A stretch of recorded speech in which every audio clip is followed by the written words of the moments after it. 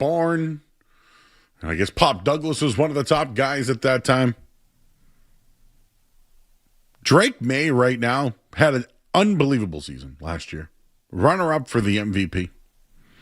Now you're adding an all-pro. What will his numbers look like this year?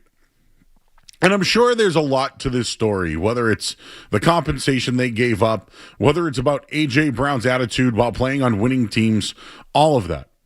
All I can tell you is that the Patriots this is uncharted territory for them. You know, Antonio Brown was a risk. It was a risk. Played one game, out the door. But they could move on from him. This one here, this is a guy who wants to be here. This is a guy that wants to play with Mike Vrabel. And there's two things here. I just mentioned Drake May, and last week I talked about how they're really catering to their superstar.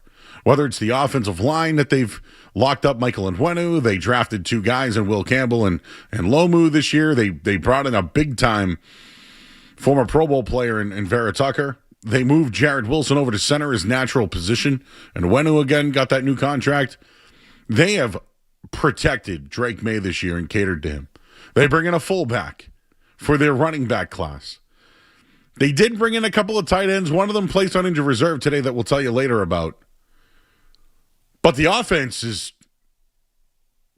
stacked. The offense, I guess I'll have less questions about them than I did a year ago. The other thing here is this. You have to cater to your superstar. They don't make this move without Mike Vrabel. They just don't do it. And a lot happened with Mike Vrabel in the offseason. A lot did. And I'll quote Mike Vrabel by saying, I don't know what else can happen or what can happen next, but the Patriots certainly have bet on you. They have brought in a guy that Vrabel can coach or has coached. Kevin Byard's here, a guy who's played with him. Spillane's another guy that's been there. The coaching staff is a part of Mike Vrabel's, former teams that he's been on. The Patriots are all in on Mike Vrabel and Drake May. And they should be. And it all turned around in one season. One season! Think about that for a minute here. The Patriots are doing things they've never done before. They would never give up a first-round pick and pay the contract at the same time. They would never do it. But they're doing it for Drake May. They're doing it for Mike Vrabel. Good on them. Love that. But as we always say at times, what could possibly go wrong? I know Skaz has some thoughts on the A.J. Brown trade. We'll give you that coming up in just a little bit. I know that Alex Barth is going to join us as well in studio tonight. You want to talk about A.J. Brown? What type of impact will he make for the Patriots this season? And now I'll give you the betting odds later on in the show because multiple teams have moved as favorites. The odds have moved based off some of the other moves that have happened today. The other big one, Myles Garrett going to the Rams today. Cleveland gets a boatload of future picks and an all-pro player or a Pro Bowl player in the mix. But a lot going on today. It was June 1st. We've all known about this date. We've all known about it, and the deal has finally happened. A.J. Brown, a New England Patriot. We'll look at the wide receiver depth chart. We'll look at the Patriots and how will this make Drake May season even better. And the Patriots doubling down on this being Mike Vrabel's team. All that and more. We'll take a quick break. I'm Joe Murray. Again, the phone number 617-779-0985. We're also on YouTube as well. Just go to youtube.com and search 98.5 The Sports Hub. We'll take a quick break. Alex Barth will join us next here on 98.5 The Sports Hub. Don't go anywhere. There's more Joe Murray. On the way on 98.5 The Sports Hub. For over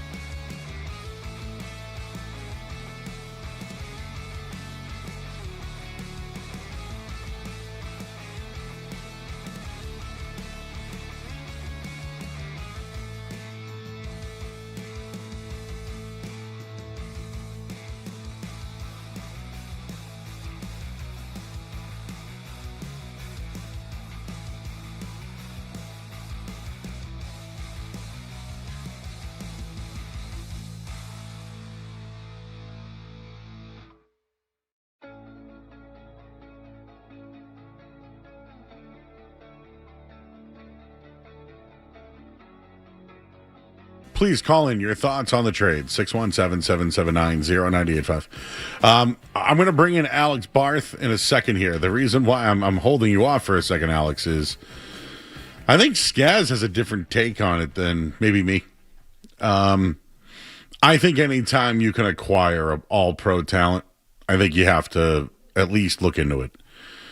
And I am looking at the trade as a 2028 pick is much better than next year's pick. And even if you think about it down the line, like maybe Drake May has a new contract at that point, where bringing in the money and a guy in 2028 is probably not the right thing. But I asked the question, what could possibly go wrong?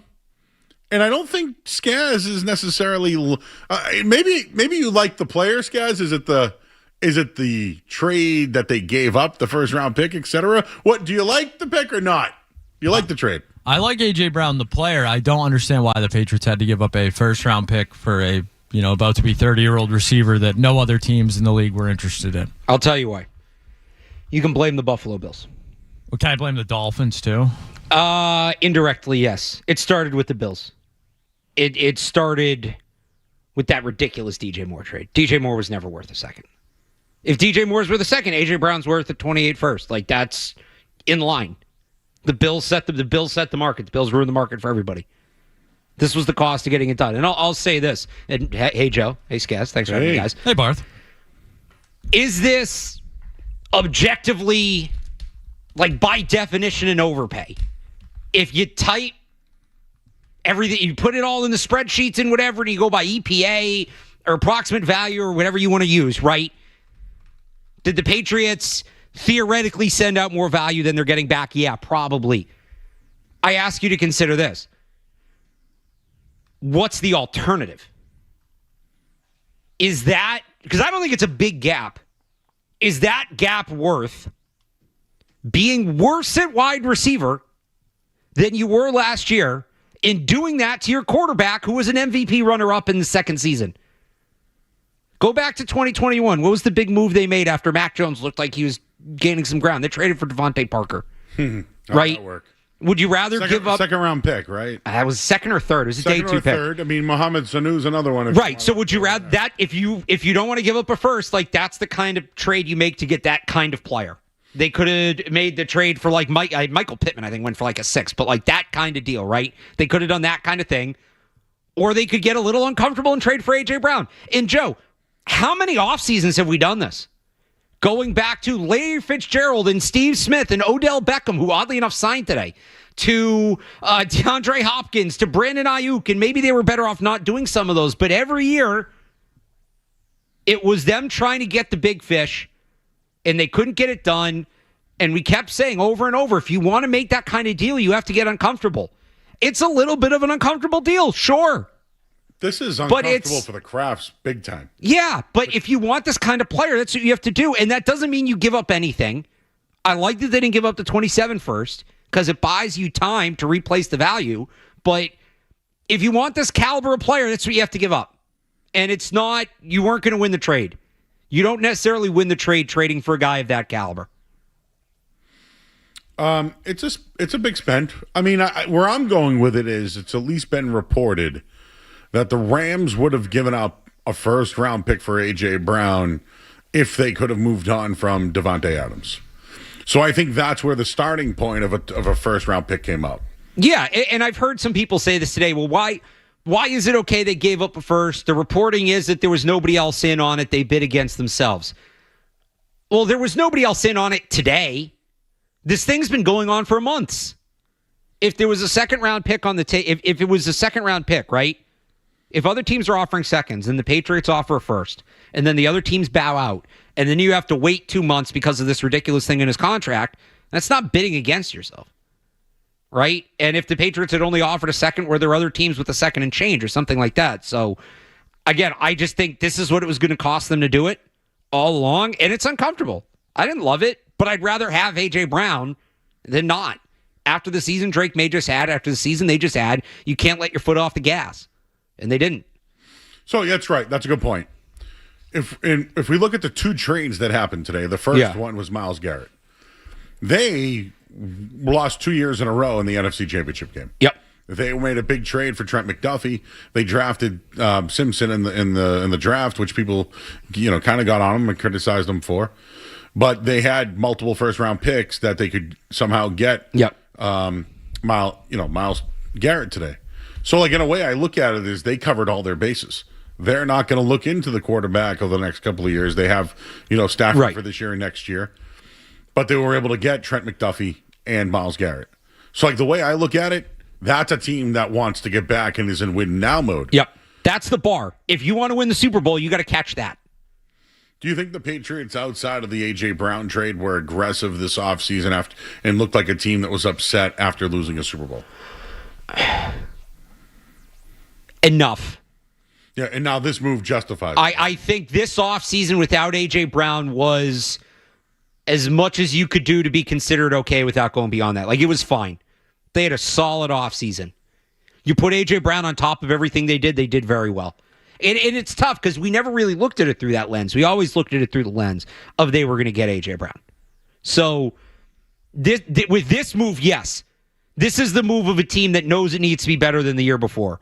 And for the first time in a long time, you're not as worried about the 5-year window. When you talk about NFL team building, you hear people talk about this a lot, that there's the 1-year window, the 3-year window, and the 5-year window. And every move is done in the lens of one of those 3 ideas. And for a long time, really since Brady left, because they struck out on Mac Jones, everything's been the 5-year window. They have constantly been focused on the 5-year window, which is what you do when you're winning 4 games in a season. It feels like now the Patriots are looking more at that 1 to 3-year window, and that's what you do when you're a contender. And they're a contender. If they'd won 6 games last year, I would hate this trade.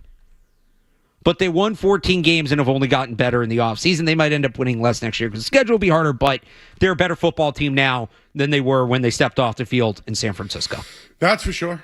Yeah, and that at the end of the day was the gauge. Because they were really good last year. And if you were really good last year and you got better, you can't ask for much more than that. Just give Drake May guys you can throw the ball to, right? Protect Drake May. That's all I want. All I want is to protect the guy and give him guys to That's throw what they to. did. They paid big money for a lineman in free agency. Now we'll see if he can stay healthy. They paid big money for a lineman in free agency. They traded up and drafted an offensive lineman in the first round. And now they've paid big money to a wide receiver in free agency and gone out and traded for a premier wide receiver in free agency. That's significant. The defense maybe didn't get as much attention. I don't think they're done yet. So we can talk about that. I don't think they're done because yet. I have a move in mind that I think would really help them. All right, let's leave it there. 617-779-0985. Tons of people on our YouTube chat tonight. Oh, yeah? What do they got? People are excited about the move. Going back to what Skaz said, though, what could go wrong? I think the big thing is his knees. It's health. You talk, he's going to be 29 by the time the season starts. There's been questions about that. Now, speed's never been his game. You worry more about his explosiveness, his vertical. That is a much bigger concern to me than where he is mentally with the game. I said this to you. We were on together on Nesson earlier. If we're to take the reporting out of Philly at face value, which I don't know why we wouldn't, the reason he was upset is he didn't like the kind of targets he was getting. That's why he got disengaged. He wants to be a downfield threat, and it was all slants and drags and hitches and just quick stuff. And he's going over the middle, and he's taking hits, and they're asking him to create after the catch, which he can do fine. Although if his knees are a problem, you probably don't want him doing as much. But, that's not what he wants to do. He wants to be a deep ball guy. It's not volume. It's quality of the targets, not quantity. It's the opposite of Diggs last year. Remember with Diggs, we talked about, is he going to be happy in New England? Is he going to get enough touches? And I said at the time, with what the rest of their receivers were, if Diggs isn't being targeted 8 to 10 times a game, that's on the Patriots. That's not on Diggs. You bring that guy in to target him. I'll say the same thing about A.J. Brown. If you give up a first-round pick for A.J. Brown, who wants to be a deep ball threat, who has proven to be an elite deep ball threat, while you have the best deep ball quarterback in the league in Drake May, and you have him running slants and drags, he has every right to be pissed. I'll be pissed with him. I'd be team A.J. Brown on that one. I'm not worried about him getting upset because I think that what he was looking for in Philly that he didn't have, he shouldn't just have here in New England. It should be his primary focus. All right, we got callers. People want to talk. 617-779-0985. The Patriots have acquired A.J. Brown today, all-pro wide receiver. I'm going to tease this question, too, because I want you to think about it. But of the teams that made a trade today, Rams, Cleveland, Patriots, and the Eagles, who got worse? Keep that in your brain. Think about that one. I want you to think about that one. But let's go to some calls here. A lot of people are excited about A.J. Brown, so let's start with Rob at Oxford. Hey, Rob. Hey, guys. So I'm a little on the fence about the A.J. Brown trade. I think they overextended themselves, but my question is, in the long term, what does this mean for Christian Gonzalez's extension? Because we know that Drake May is soon going to get the farm. And A.J. Brown is averaging about $32 million a year, and the Crafts aren't the biggest spenders in real money. So what does this mean for Christian Gonzalez long term? Yeah, it'll be interesting. Look, I still think they should pay Christian Gonzalez. This is not a reason you don't pay Christian Gonzalez. If they want to be a draft and develop team, which they claim to be, there is no more pure example of draft and develop than Christian Gonzalez. Like how they got him, what he's become, you should pay that guy. The first shoe to drop here, I'll be interested to see if they rework A.J. Brown's contract. So A.J. Brown has, I believe, no guaranteed money after next year, although it runs through 29, and then there's a bunch of void years. He has like a $53 million cap hit in a void year. The thing's a mess. The contract is a complete and total mess. That is going to get reworked. You know, do they move the money around and maybe front load some money because they're budgeting per year, right? The Gonzalez contract, all the money goes in escrow, doesn't kick in for another couple years because you can't tear up the fourth year of the rookie contract. He's going to play on that even if he's extended. Outside of the signing bonus, he doesn't get the money till later. So do they try to front load some of A.J. Brown's money here to make things easier for Gonzalez or things like that? I'll be interested to see what they do with Brown's contract, but A.J. Brown or no, they should be paying Christian Gonzalez. And if they don't, it's a miss. All right, John's in Scituate. John. Hey, how's it going, guys? How's it going, Joe? Yo. Yeah, the same similar question as if they choke on Gonzalez's contract. I really will be disappointed because, you know, there's a lot of guys that they draft that don't have the talent. They trade them somewhere else and they can't turn out. He's a guy that will play good wherever they take him. Wherever they send them. That's the thing. And then the other thing is, I'm not super excited about the A.J. Brown thing. I mean, I am, but it's like, who do you think they're going to drop now? DeMario Douglas or Kyle Williams? Thanks, guys. Keyshawn Boutte. I mean, I Douglas will have to compete for roster spot. Will like him and Efton Chisholm to me could be down to a spot, but Keyshawn Boutte's the odd man out because he plays the same role as Brown. And they also have Matt Collins who can play that role, and they're going to try to develop Kyle Williams, who they used a top 100 pick on last year. So on top of that, Boutte's in a contract year, so there's no long-term plan with him. Are you going to keep him to play 15% of the snaps to let him walk at the end of the year if you can get something for him? Now, he's not really going to play and then just leave. Why not? And to that point, Joe, I know you wanted to save it for later. I do have an idea in mind for how they could trade Keyshawn Boutte. Let's leave it there. Well, actually, we got Justin. He wants to call in. I didn't see you there. Hi, Justin. Hey, Joe. I was surprised about what came back today. I heard it was a first and a fifth, and I was a little shocked because I originally thought when I went on my podcast that there was going to be a first or a second. I'm surprised it's a first and a fifth, Joe. I just was wondering why that changed. Well, I mean, the fifth-round pick's nothing to me. Yeah, whatever. So it was initially reported the Eagles wanted a first and a second. It's nice to want things. We can all want things. It doesn't mean it's realistic. That was never realistic. They were never getting a first and a second for A.J. Brown. That was the starting point of the negotiation. Well, who has a bigger impact today? Was this a bigger impact for the Patriots? Does it hurt the Eagles? Your thoughts at 617-779-0985. Are the Patriots done? People have been calling about Christian Gonzalez, but Might be some pass rushers available. I Alex. have a thought, Joe. There might be a couple of them. Let's hit the headline here. Alex Barth in studio. You got questions, 617-779-0985. I'm Joe Murray here on the Sports Hub.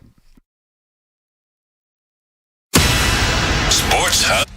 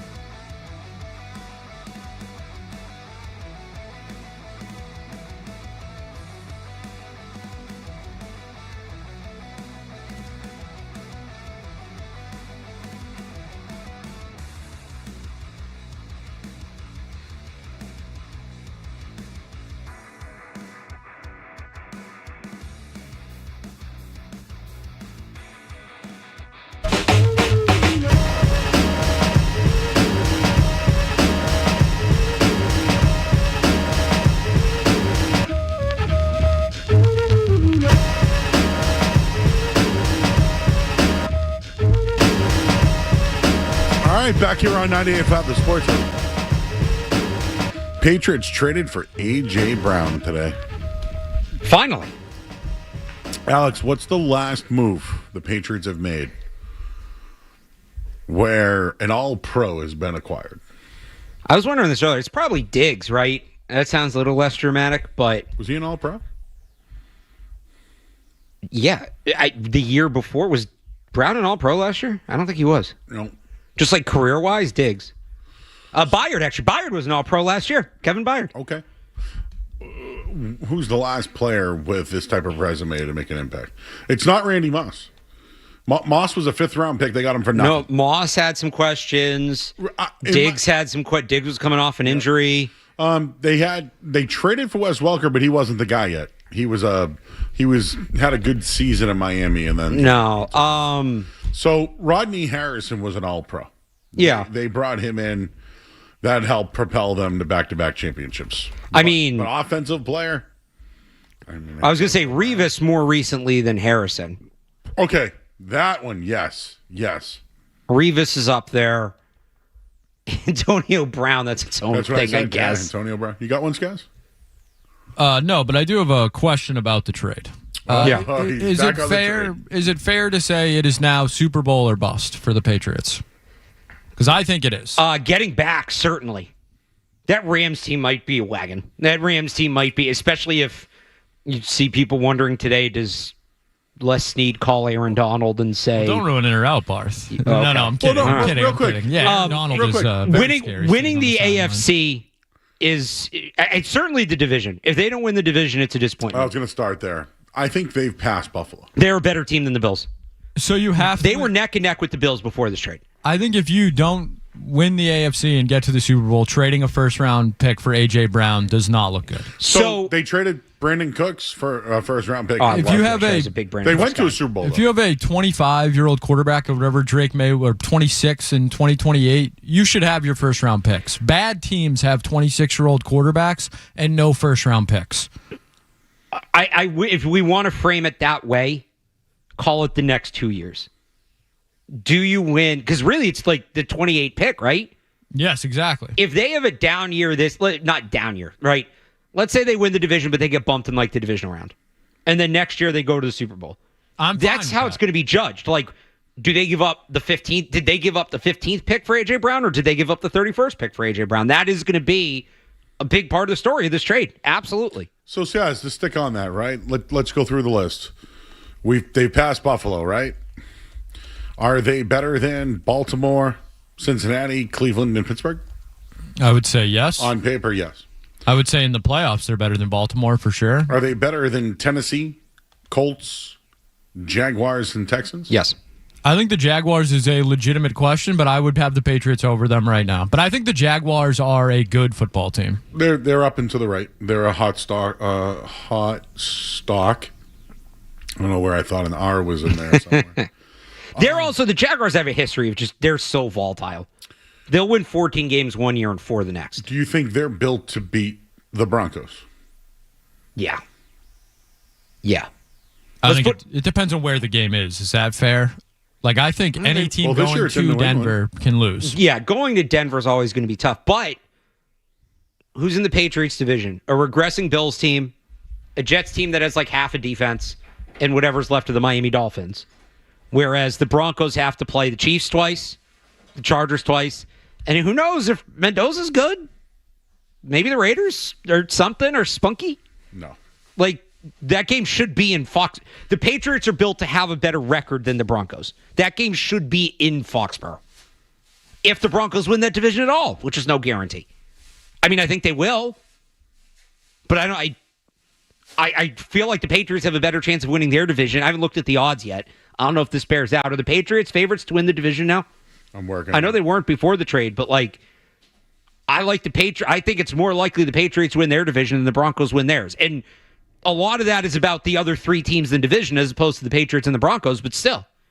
The Patriots should have an easier path to winning their division. They should win more games than Denver this year. Also, who knows where Bo Nix is at? Yeah. The L.A. Rams are the favorite to win the Super Bowl right now at plus 600. Feels like good. That's juicy. Coming in next, Buffalo and Baltimore, plus 1,000.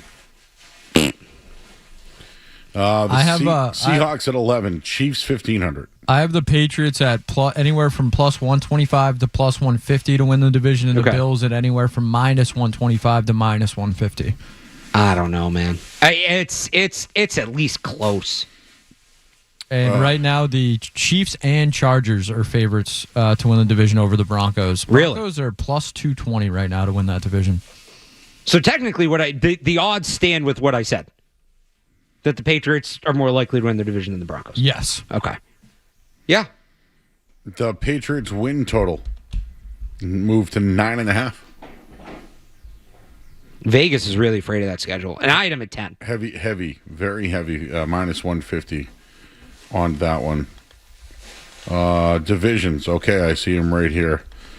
Divisions. Bills are favored in the division. Patriots. What? How are the? Why? By the way, has anyone seen the first 5 games of the Bills? It's brutal. Worse than the Patriots. People like the drooling over Josh Allen. That's why, including Vegas. People refuse to admit Josh Allen has faults, and he does. Has faults, but he's also better than Drake May. And teams with the best quarterback in the division usually win the division. How much better is he than Drake May? I mean, Drake May's done it for what? One season? So here's where I'd push back on that a little bit. Like, because I've heard this argument too. Well, Josh Allen's a proven commodity. He's done it for, whatever it is, 6 years, 7 years. Drake May's only done it for 1 year. Josh Allen also just turned 30. So like at a certain point, proven. Well, Brown's turning 29 in July, but at a certain point, and it's a fair question with AJ Brown. Proven commodity turns into age and regression at a certain point, and maybe Allen holds that off, and maybe he plays till he's 35 or 36. I would say quarterbacks that play like that generally do not age well. Can we compare the wide receiving course? Yeah, and that's night and day. Bills have DJ Moore, Keon Coleman, Joshua Palmer, Mecole Hardman, Khalil Shakir, and I think they have a bunch of guys trying to make the roster. And they do have good tight ends, Dawson Knox, Kincaid. How's their offensive line and running game? Well, they lost their fullback, which I am curious about. But James Cook's one of the best in the league. But I would say this, Spencer Brown gets hurt a lot, and Deion Dawkins another year older. Here's where the thing with the Bills and the Patriots. Like, they might be close. The Bills might be a little better going into the season. One team's going one way. One team's going the other. I just think teams that lose the Super Bowl don't often, go up the next season. That's statistically not usually what happens. The Patriots are not the average Super Bowl team, though. People would have said the same about the Bengals with Joe Burrow. Well, a lot of that's injuries. Like, injuries. Bad offensive line play. I think that's still a legitimate concern for this team. Less so than the Bengals. It's a concern, but I'd say less so than what the Bengals had some bad offensive lines in there. Patriots should have a better offensive line. They just invested 2 first-round picks into it. When the Bengals lost the Super Bowl, they brought in Alex Kappa, La'el Collins, and Ted Karras. I would say that's better than what the Patriots did to their offensive line. Karras, I think, was the only one who lasted, right? Yeah.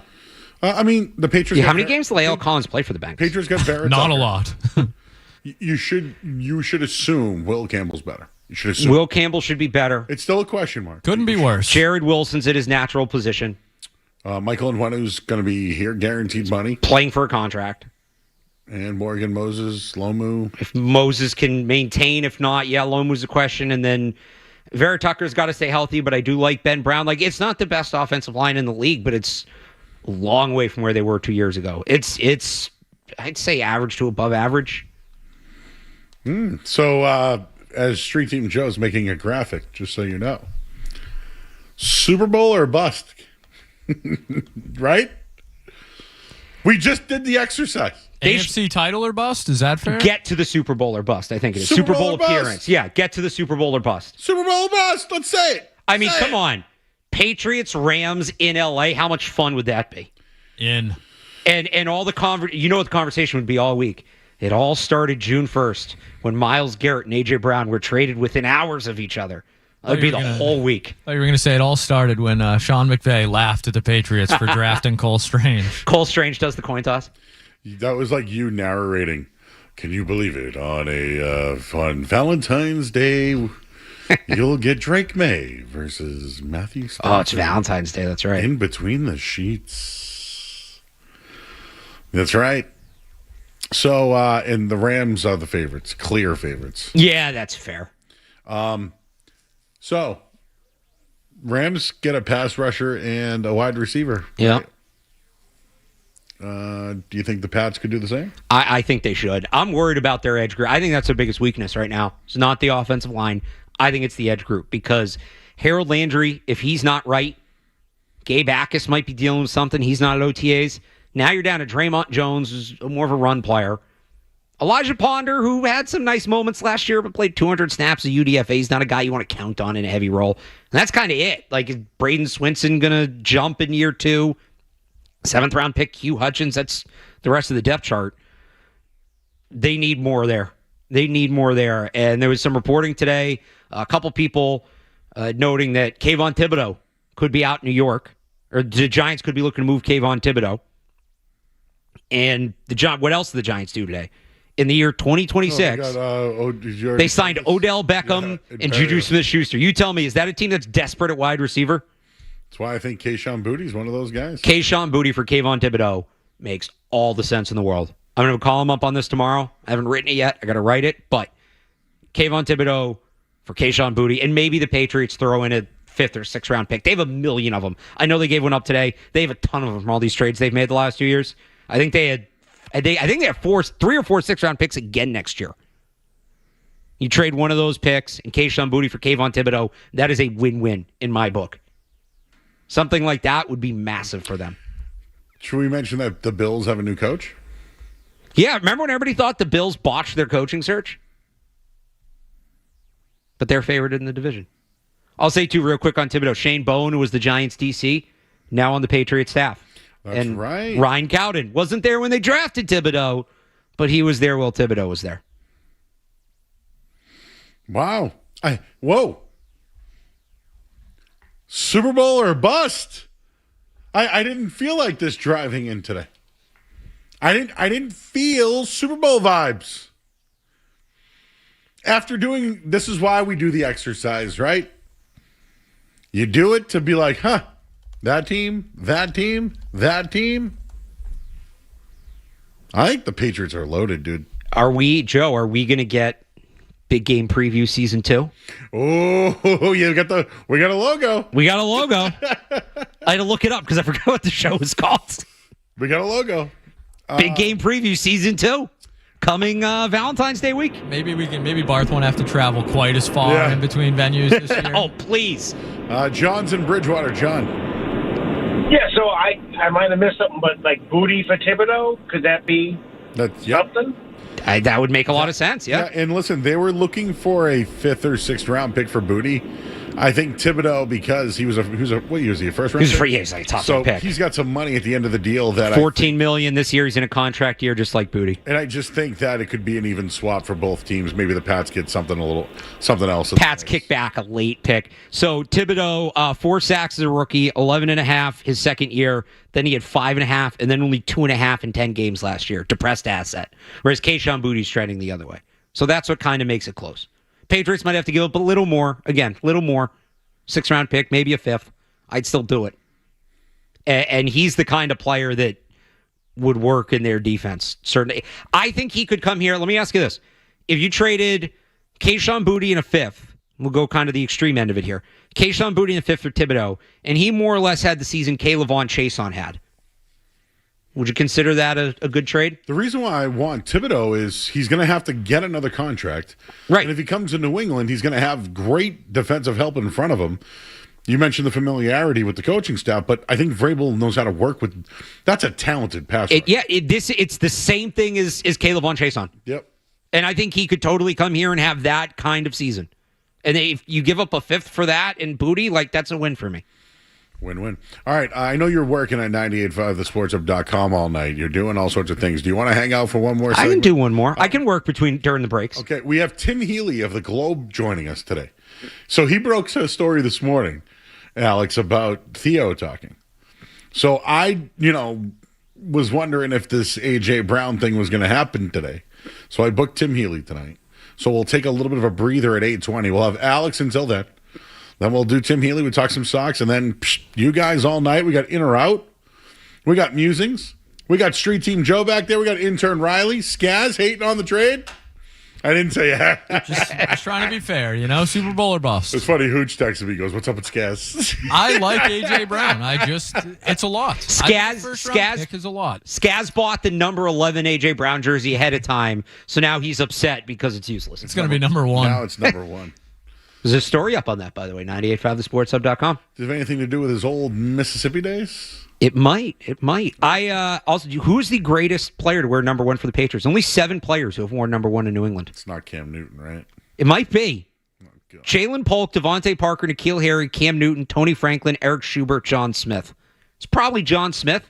I think Cam Newton's second. Not exactly a great list there. John Smith was their kicker in the 70s. He's the one that was kicking during the John Lennon. The British guy. Yeah. Do you think they'll do how some teams do the jersey exchange program? Will they do that for Cam Newton jerseys? If you have a Cam Newton Patriots jersey, you can bring it in for an A.J. Brown one? Cam Newton might be too far back. I don't know. Did anybody even get a Jalen Polk jersey? Was he here long enough? A lot of Jalen Polk cards. Maybe immediate family. I don't know. Can you just airbrush A.J. Brown onto them? Maybe I can. You might need to. I know a guy who can do that. All right, we'll break real quick. This hour of the Sports Hub has been brought to you by our good friends because, of course, they are our good friends at Valvolinas and Oil Change. Enjoy quick and convenient vehicle maintenance this month. Visit NewEnglandOilChange.com. You can save 15% off an extra oil change at Valvolinas and Oil Change, the official oil change of busy people. We got more with Alex Barth. Check out all his work. By the way, shout out to our teams. Shout out Jake, Alex, who else was writing on this stuff? Big Jim Louth was in there. Jake crushed it today. Jake did a great job. Matt Dolph, Jim Louth, everybody. We were on it. But this is a big day for it. It's cool when you can plan for breaking news. We don't get to do that a lot. We don't. So this was kind of nice. Awesome. All right, we'll take a quick break. More with Alex Barth. And who got the best of the deal today and who got the worst of the deals today? We'll do that next here on 98.5 The Sports Hub. More Joe Murray coming up on The Sports Hub.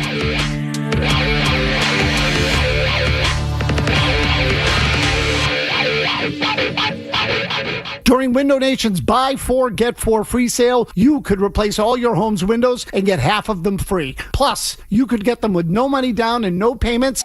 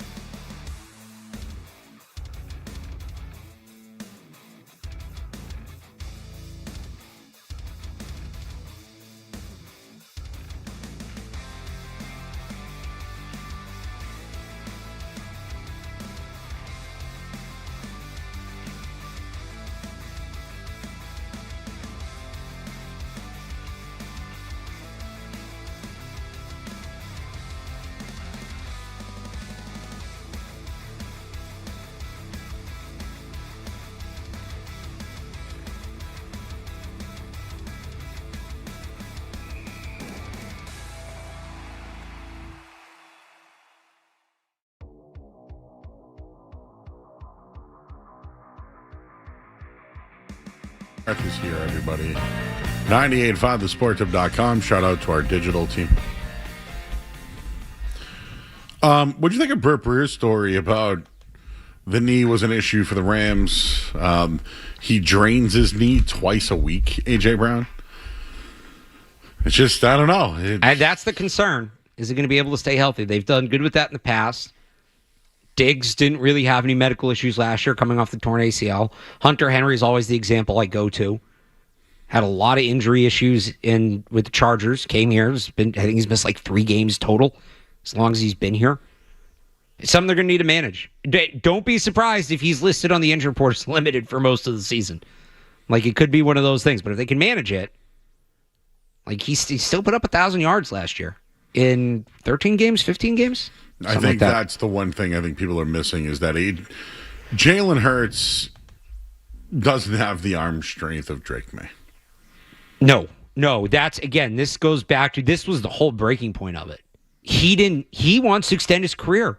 He doesn't want to run slants and in cuts and take a bunch of hits over the middle for 8-yard gains. He wants to go down the field. He wants to run go balls. He wants to run deep posts.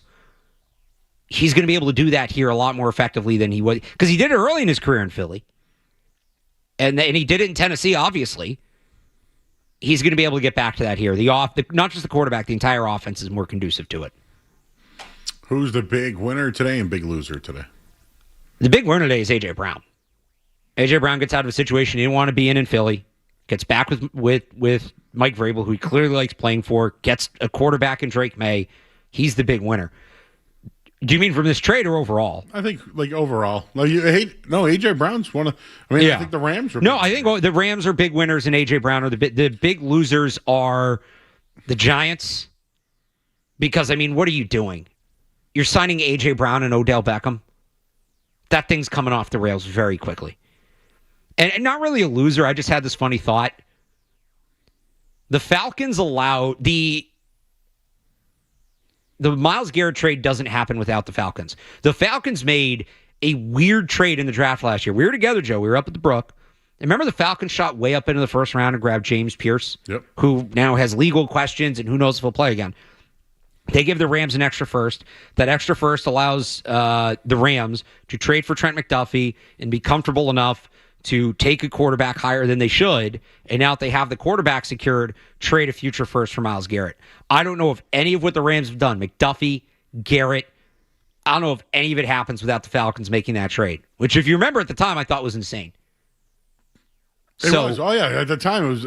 I don't know if that makes the Falcons losers today. I don't know why that hit me, that domino effect, that, like, hey, they're an NFC team, and you give Les Snead an extra first-round pick. That is dangerous.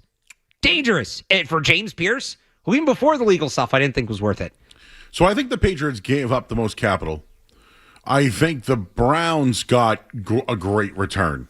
But what are they going to do with the return? The Browns, it's what are they going to do with the return? And it's also just, I know this isn't really the point, but I think it matters. You had Joe Thomas, who's the greatest tackle of his era, one of the greatest tackles of all time. Nothing to show for it. You had Myles Garrett for a while, who might be the greatest he might be the greatest defensive end of all time. I'll say that. Lawrence Taylor's better. He was a linebacker. It's Myles Garrett and it's Reggie White for the greatest defensive end of all time. And what do you have to show for it? Nothing. That's just demoralizing. And also, one of the all-time greats of the franchise leaves on maybe not a horrible note, but not a good note. Certainly not a good note.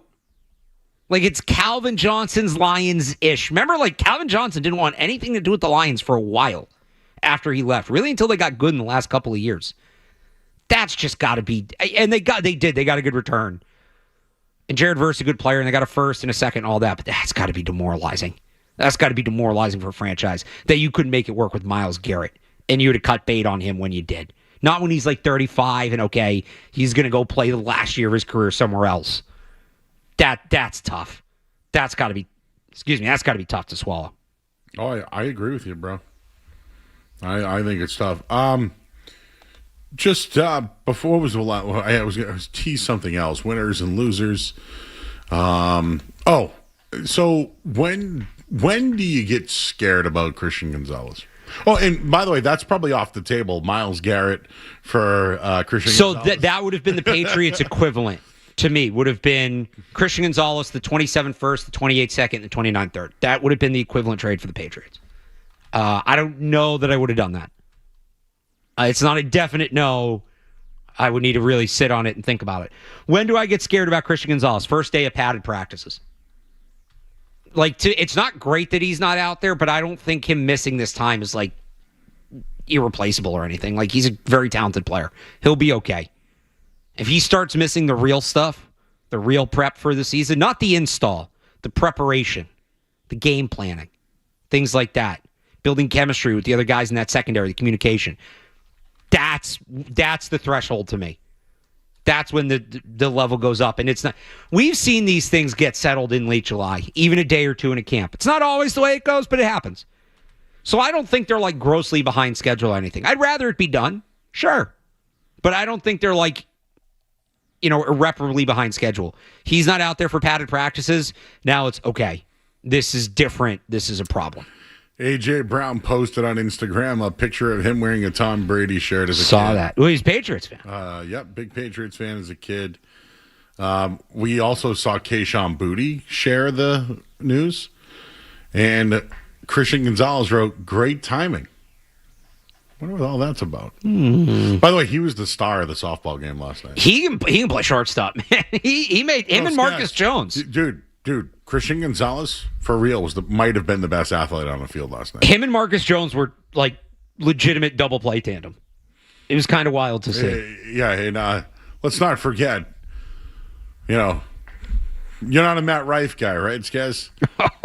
No, not really. He took out Ramondre Stevenson last night. Yeah, I didn't love that. I have enough concerns about the Patriots running game, as it is. I am a big is it Jam Miller? Is that his name? Alabama. I'm a big Jam Miller guy, but yeah, legitimate concerns about the Patriots running game. And then I see that, Joe. I didn't love that. Matt Rife's not funny.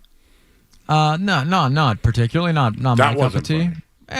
Romeo Doubs fell over the fence to try to catch a ball. Yeah, that one was scary too. You guys see Malik Neighbors this weekend while we're on softball? Oh, yeah, he was limping around. What was this? So he just had surgery, right, Alex? Within the last couple weeks, yeah. Yes, and he was at a celebrity softball game. Follow-up, unexpected surgery. Yes, to clean something up, and he was limping around the field looking quite hobbled. Wait, so did you know Drake May and Tommy DeVito did not run the bases last night? Smart. Now, Will Campbell did. He looked good to me. Well, yeah, we got to see where his knees at. We saw his knee. Guys, I watched his knees. They look good. Also, how does arms look, Joe? He has. He does not have a beach body. Excuse me? Yeah. He looks like Mac Jones with the cigar in his mouth. Remember that picture of Mac Jones? Yeah, he's bigger than that. Come on, no, you're underselling him a little bit. That's what his belly looks like. And I'm the last guy to talk about bellies. All right, unless it's fried clam bellies. From our friends over at, one of those Ipswich places. The other one was Drake May's shoulder looked fine. Yep. Watched him throw. And Mike. No, and you had a good observation too. Romeo Doubs and Drake May were everywhere together. Romeo Doubs following them around. So I wonder if Romeo Doubs is doing push-ups right now because A.J. Brown just signed. You know what? I will say they're going to be behind Drake May like bodyguards everywhere he goes. One on the left, one on the right. If they go slot, what do you call it? 12? What personnel is that? 11? 3 receivers? Or 3 receivers, 11. Whatever set, 11 set. You could have Mac Hollins, A.J. Brown, and Romeo Doubs on the field at once. So this is something that's really fun for me, Joe, is Doubs and A.J. Brown are obviously your top 2 guys. When you go into 12 or 21, they're going to be the 2. Maybe Mac Hollins comes in for Doubs in 4 minute if you're just clearly running the ball. But the next guys up after those 2 are, assuming they trade Kayshon Boutte, which we think is going to happen, are Mac Hollins, Kyle Williams, and then either Pop Douglas or Efton Chisholm. Those are 3 very different kinds of receivers. And that's going to allow you to, based on the situation, hunt matchups. You can get, and Josh McDaniels has always been amazing with this. You run the same plays, but with different players, and it forces the defense to defend it differently based on the skill sets. You can really pick and choose and mix and match between Hollins, Douglas, Chisholm and Williams in terms of who's out there and what you want to accomplish offensively. It's going to be really cool to see how Josh McDaniels breaks that up. I know it's kind of a minor story, but Julian Hill going to the injured reserve, does that change? Not minor. I wouldn't call it minor. It doesn't rise to the level of trading for A.J. Brown, but they made a big investment in their run game, and he's a plus blocker. And he was going to be the second tight end. Yeah. So it's more onus now on Eli Raridan for sure, but Raridan's an okay blocker. Rookie tight ends are never good blockers. Like, he's a better than average blocker for a rookie tight end. That's a very low bar. You hope he develops into a blocker that you can use in multiple situations. You can use in 12 personnel. Is he going to get there right away? Probably not. So now you look at C.J. Dupree and Tanner Arkin, a UDFA last year and a UDFA this year, respectively, as guys that are going to have a real chance to push for a roster spot. That's a real battle. And then does Jack Westover get back in the mix? Does Brock Lampy play some tight end to try to earn a roster spot? He was their clear tight end too after they lost Austin Hooper. That leaves a hole. That leaves a hole that sets up a battle in training camp. Not insignificant. Not an insignificant injury. Whatever it was. We don't know what it was. You hear guys tear ACLs or pop hamstrings running around at non-padded practices, but I don't know for sure that's what it is. I just know that's happened. But not an insignificant injury by any means. He's Alex Barth, everybody. He's writing all night. He stayed late tonight. Joined me on Nesson earlier and sat in studio today, giving us all his takes on AJ. This is my fourth show in less than 4 hours. And we were at the softball game last night. That's right. How were those chicken fingers? They were good. They didn't. I saw you dipping. I will say, like, sometimes visually you can tell which ones are crispy and which ones aren't. They didn't look like the crispy kind, but they were very crispy. Good job, Polar Park. Last night was slamming. That was a good time. I went down to the concourse. Oh, my God. Sellout. So it was a sellout. I was going to say, I thought it was like 95% sold out. No. And the rain at the end. My ride home was wet. Not the most fun ride home. Very, very wet, but I had a blast. It was awesome. All right, Alex Barr, thank you, sir. Check out all his work, 985thesportshub.com. And he has an article about a jersey number that has not always been worn. Yes, and I will have one on some more potential trades tomorrow. I'm one paragraph into that. You want to hear it? Mm-hmm. The New England Patriots A.J. Brown trade is finally done. Now what? Finish that and post it tomorrow morning. There we go. He's Alex Barth, everybody. We're going to talk to Tim Healey of the Boston Globe. He had an article today about the Red Sox. Are they better off than when they hired Craig Breslow? And what does Theo Epstein think? All that and more next here on 98.5 The Sports Hub. Don't go anywhere.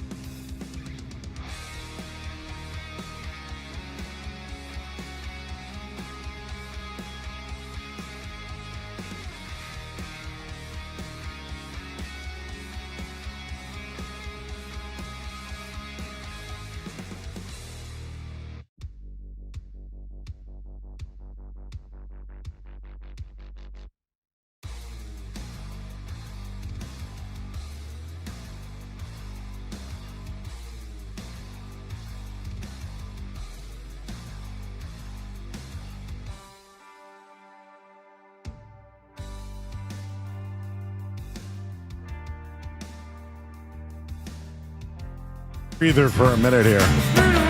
Woo. It's been A.J. Brown all night. And I know that we had June 1st circled for a while. I know we had it. But it all came down today. I was prepared to talk a little bit of Red Sox with our next guest, who had a great story today that I was reading. He's from the Boston Globe. You can also see him on Nesson during Red Sox pregame. He's Tim Healey, and he joins us here on 98.5 The Sports Hub. Tim, appreciate you taking the time on a day off tonight, man. I'm happy to. Thank you very much. All right. Should I get your take on A.J. Brown, or are you just or I know it's a different sport, but I mean, it's dominating the headlines right now. Listen, I am far from an expert, but I was surprised they had to give up a first. But what do I know? See, that's what Scaz. But he called you. He's the one who called you, our producer. He feels the same way. We could do that another day. But I have questions. One thing I do want to let you know though is, in your headline, you say I'm not yelling. That's just how I talk. Do you know that I say that to everybody? Because people think I'm yelling. I'm just a huge man, and my voice is very loud. Yes, my voice carries similarly. So. If we're ever in the same spot at the same time, everybody else is going to need earplugs or something, I guess. That's right. We'll be the loudest in the room, but sometimes the loudest in the room knows exactly what's going on. And I read your stuff today at the Globe, and I got to tell you, man, I'll just ask: is the seat getting hot for Craig Breslow? Was this article there to? You didn't do it, but. Are the comments from Theo Epstein and maybe about his communication, is that making his seat warmer at the moment? That is a good question, and to be upfront, I don't know the answer about how hot Craig Breslow's seat is, because on one hand, this is only year 3 of Breslow running the Red Sox baseball operations, and in the baseball context, 3 years is not a long time. On the other hand, he works for a Red Sox ownership group that for the past decade plus has not shown a ton of patience with their GMs or equivalents, right? Ben Cherington, Dave Dombrowski, Hein Bloom all got fired near the end of their 4th season, which is also kind of fast, let's be honest. And 2 of those guys had World Series titles on their resume, which Craig Breslow obviously does not have to this point. So is his seat hot? I don't know. I know some things have gone well. A lot of things have not gone well, which was basically the gist of the article today. And it's certainly an interesting time. The fact that he has started to lose or has lost Theo Epstein is certainly a mark against him, because Theo Epstein, let's remember, is now a minority owner and a senior advisor for Fenway Sports Group. So we'll get to the Theo stuff in a second here, but you mentioned 3 years in. He's still trying. Craig Breslow is still trying to figure out the communication side of the job, and he's even admitted it himself. Like, I just, to me, like, oh, and does now he need a buffer? Like, what were your thoughts on that?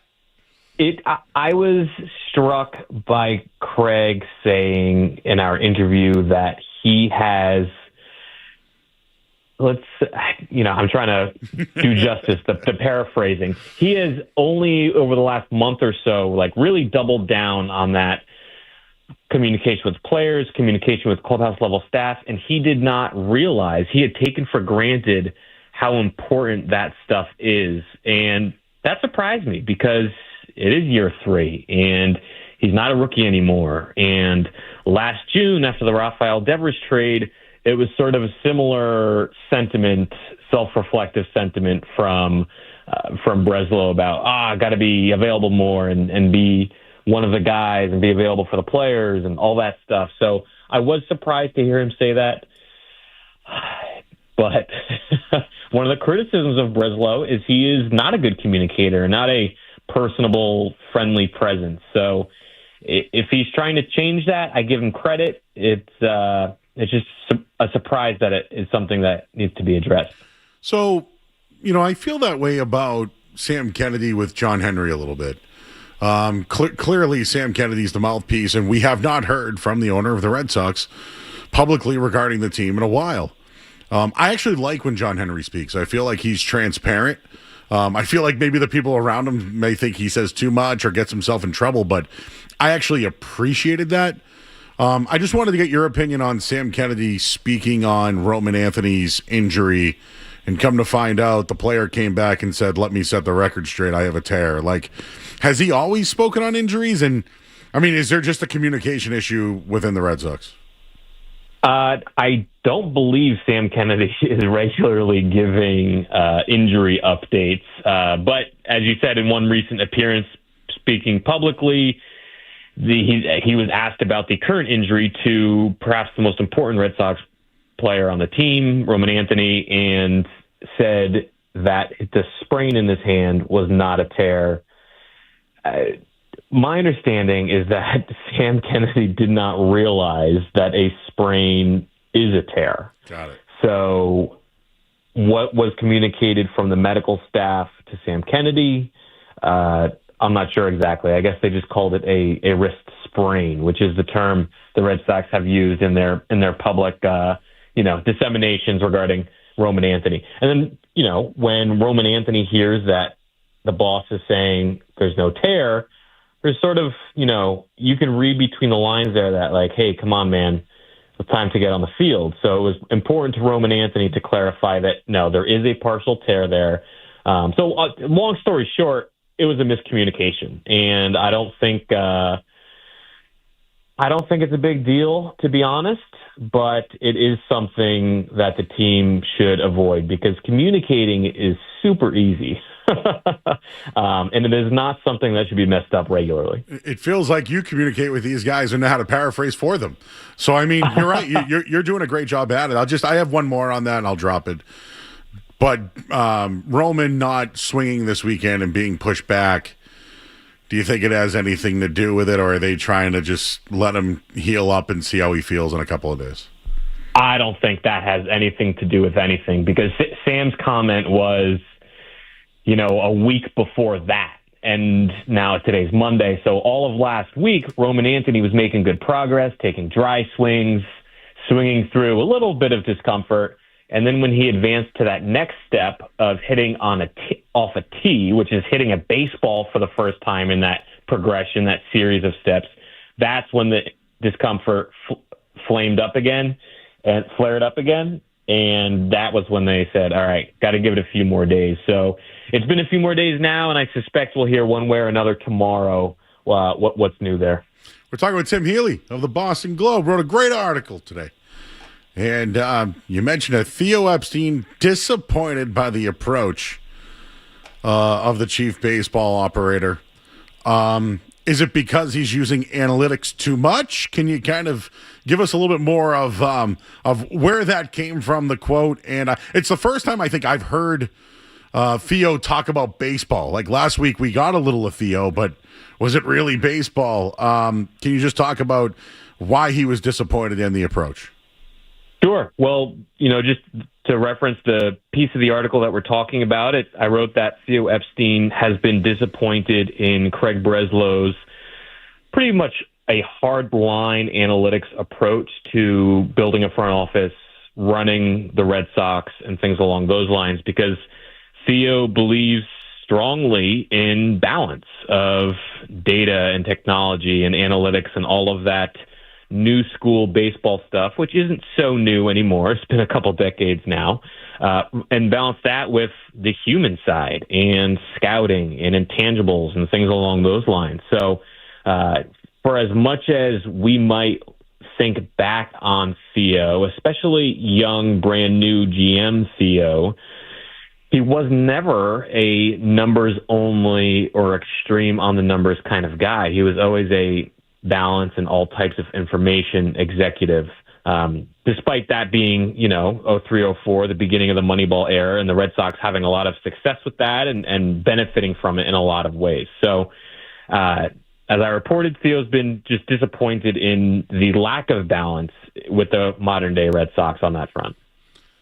How much involvement does Theo Epstein have with the Red Sox and their analytics department and on the field? That's a great question. So he's a minority owner and a senior advisor for Fenway Sports Group. I personally, in the year since I joined the Globe and started covering the Red Sox, I have not seen him around a lot. That's not to say he is not around a lot, but other members of the front office, other members of the ownership group, those people are around pretty regularly, and I at least see them from afar or in passing at Fenway Park, spring training, etc. Theo, not so much. He seems to keep a distance, so it doesn't seem like he's super involved right now. It doesn't.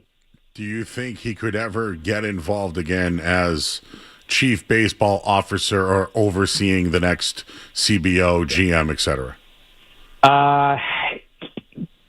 Every indication is, including on the rare occasions when Theo speaks publicly on the matter, is that he is past the running the baseball operations portion of his life. He did that for a long time with the Red Sox, a long time with the Cubs. He was very good at it. And now he has sort of ascended beyond the GM/chief baseball officer level. He owns a portion of the team, for goodness sakes. And usually even minority owners aren't in the nitty-gritty day-to-day as a GM is, as Craig Breslow is now, as Theo was for so long. All right, I got to get that out because I've already had 5 people say, ask if Theo will come back. Ask if Theo will come back. And, I don't want to call it a downgrade, but hasn't he graduated, right? He's won multiple championships, and now he's basically he's a stakeholder. So yeah, maybe it is a downgrade there, but I don't want to get all over Breslow. There's some good things you wrote in there. His pitching has been very good. He's been able to identify pitching, whether it's been of trades or even some of the young talent here. But what do you think it is that the hitting approach? Is it the way they come up through the system? Is it identifying players that would at Fenway Park? I mean, that's one thing I notice every day is they play great on the road and can hit on the road. Why can't they at Fenway? Did Breslow mismanage maybe some of those analytics when it came to that? That's a good question. There are layers to it because on the one hand, you're talking about hitter development in the same way we talk about pitcher development and the Peyton Tolleys and Connolly Earleys of the world. Their hitter counterparts, Roman Anthony, Marcelo Meyer, Christian Campbell, don't forget about him, they have not quite lived up to expectations. Roman was great for a half season last year. This year, slow start, then he got hurt. Jury's still out. He still has all the talent in the world. I'm not too worried about him. Marcelo Meyer has been great in the field, hasn't brought a ton to the plate at the plate.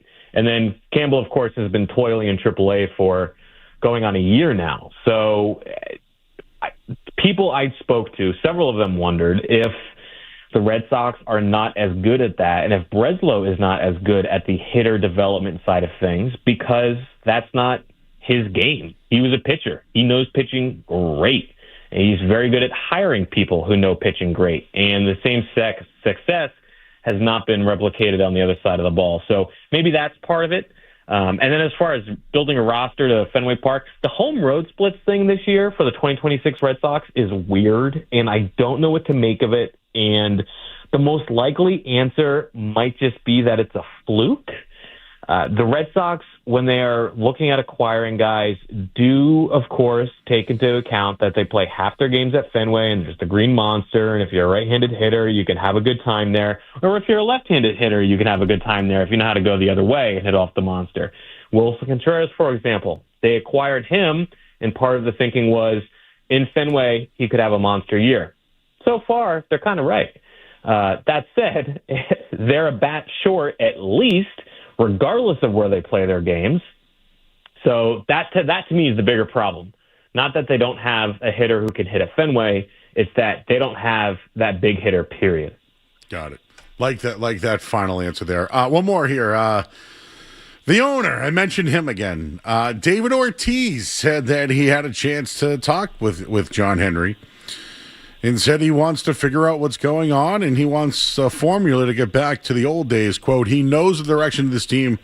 He said he knows the direction of this team and he's worried about the team situation more than what people think he is.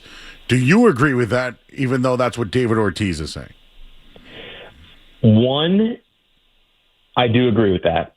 And two, I find that to be an encouraging takeaway from David Ortiz. I think because John Henry doesn't talk that he publicly to, reporters, media, fans, etc., that there's this idea that he is MIA, and that I just don't see that to be the case. Kind of like I was saying earlier, he is around Fenway plenty. Mm-hmm. He, of course, has a vast sports business empire, and inevitably that takes him all over the place geographically, frequently. But he's at Fenway all the time too. So he watches the games. He knows what's going on. I'm sure I have not spoken to him. I would love to, John, if you're listening, call me. But I'm confident that he's not having a good time watching these Red Sox. I even told him he can come on Boston's End of the Chat 4:00 on Nesson. I mean, it's his studio, it's his show. Like, I'll send the questions in advance. He can approve them. You know what I mean? Like, yeah, but I do think, and I'm not. He's definitely around, and I can even tell you that I know that he cares, but I just feel at some point he will have to talk to the fan base, and I think it would go a real long way, considering, I don't know, the transition that might be ahead. Yeah, agreed. If there is a big transition, and I'm not saying there will be or that there should be, but if there is, then that is a time that the owner needs to speak to the fans. All right, and just I got this one last one. You wrote at your headline tonight, are the Red Sox better off now than when they hired Craig Breslow? What's your answer? The answer, and I will summarize my very long article in a very short answer for you. The answer is, Is that a good answer? You know what? It's a great answer, and it leaves us all knowing, because the next couple of months should be absolutely fascinating. Tim, I know you guys had the night off tonight, man. Appreciate you joining us here. Check out Tim Healey, Boston Globe. You can also see him on Nesson. Appreciate your time tonight, man. Great job on that article. Thank you very much. You got it. He's Tim Healey, everybody. Check out all his work. Great stuff on Theo and John Henry. I was trying to pull stuff out. Did you see that, Skaz? I was trying to just, what do you, without shaking, I like that answer. I'm a big fan of that. That's how I feel about the Red Sox right now. I think that's kind of the problem with the Boston Red Sox, is they have forced their fans to feel kind of about the team. Good answer. How do you feel about the A.J. Brown trade? We'll find out next here on 98.5 The Sports Hub. Sports Hub headlines. A.J. Brown, member of the New England Patriots. Patriots give up a first-round pick in 2028 and a fifth-round pick.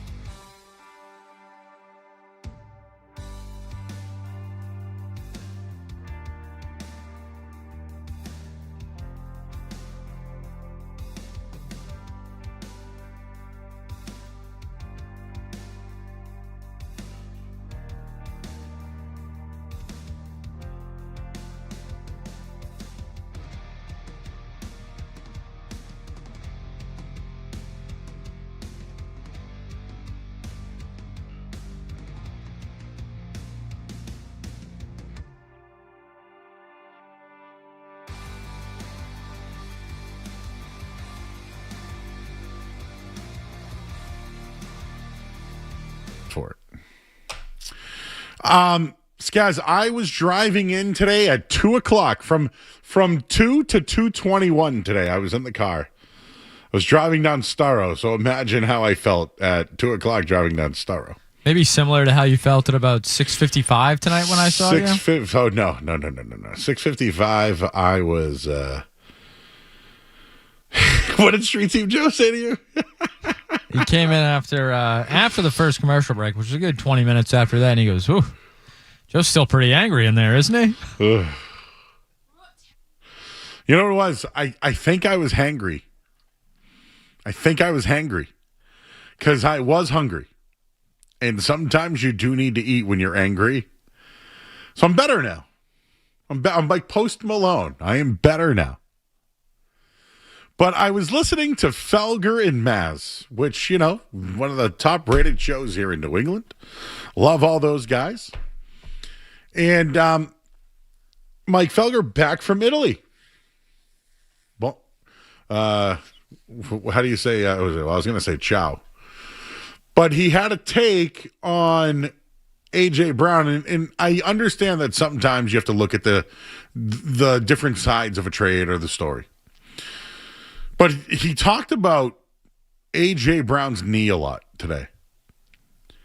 And it got me thinking about other trades that happened in New England like this. And the only player I could arrive on was Kemba Walker.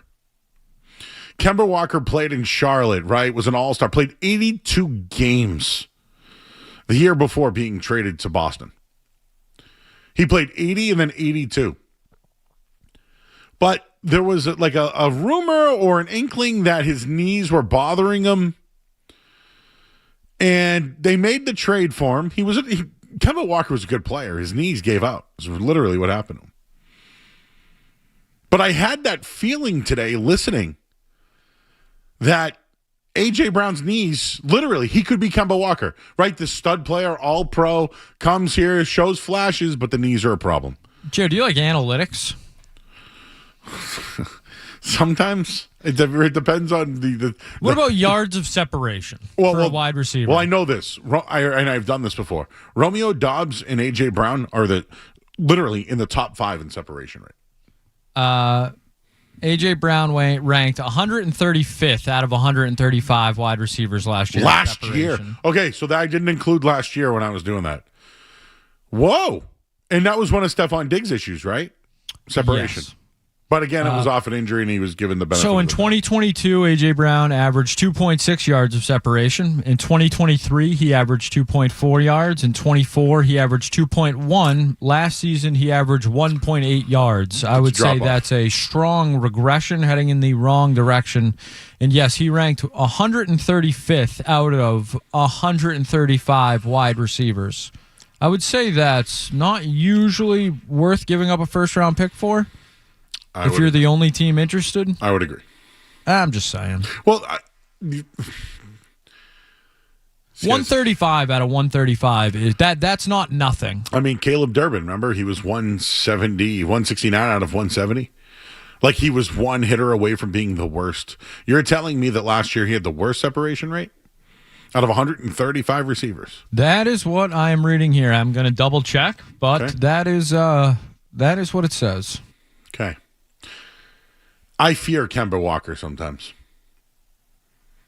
He's the only comparison that I have.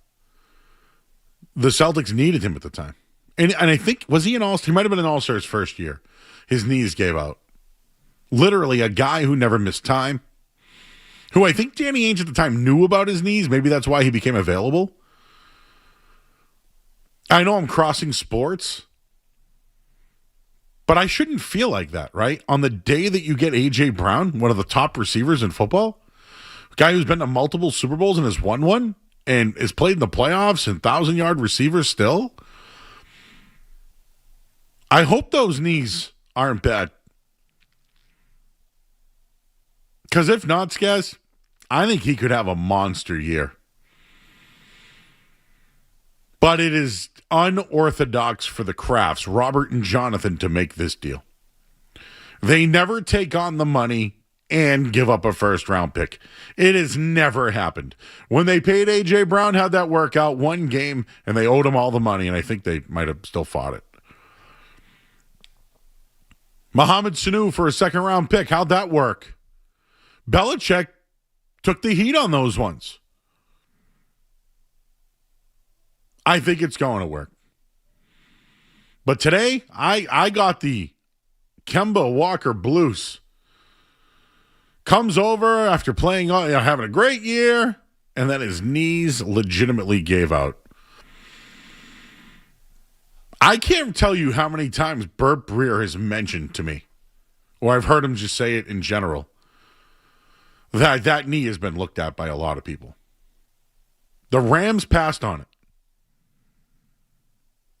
The Eagles kind of made the deal right, because didn't the Titans move on from him because of his knees? I believe he did have a knee. Yeah, he had some repair done. I believe he also had a hamstring when he was with Tennessee. Howie Roseman did speak. He says he sees no difference between getting a first-round pick in 26, 27, or 28. Howie knows good value. Does that scare you? Of course. I do not want to give Howie Roseman first-round picks. What does Howie Roseman do with first-round picks?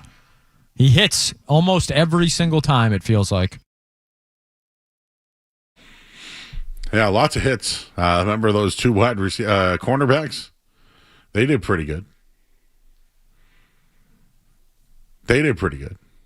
Who else? Well, Landon Johnson. How was Nolan Smith? He got arrested, but he's Jalen Carter's little trouble, but very good. Quinyon Mitchell. That's what I'm talking about. One of those guys. Jod Campbell was pretty good. Yep. And then they took Mekhi Lemon this year, right? Who's the other corner that they have that I like? He's dating a supermodel. Are you talking about their safety there? Yeah, what's his name? Yeah, I know who you're talking about.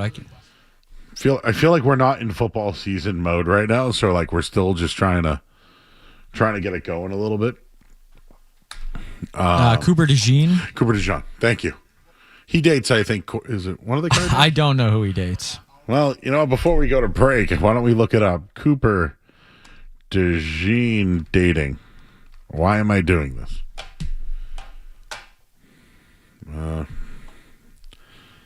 Thought he was dating somebody.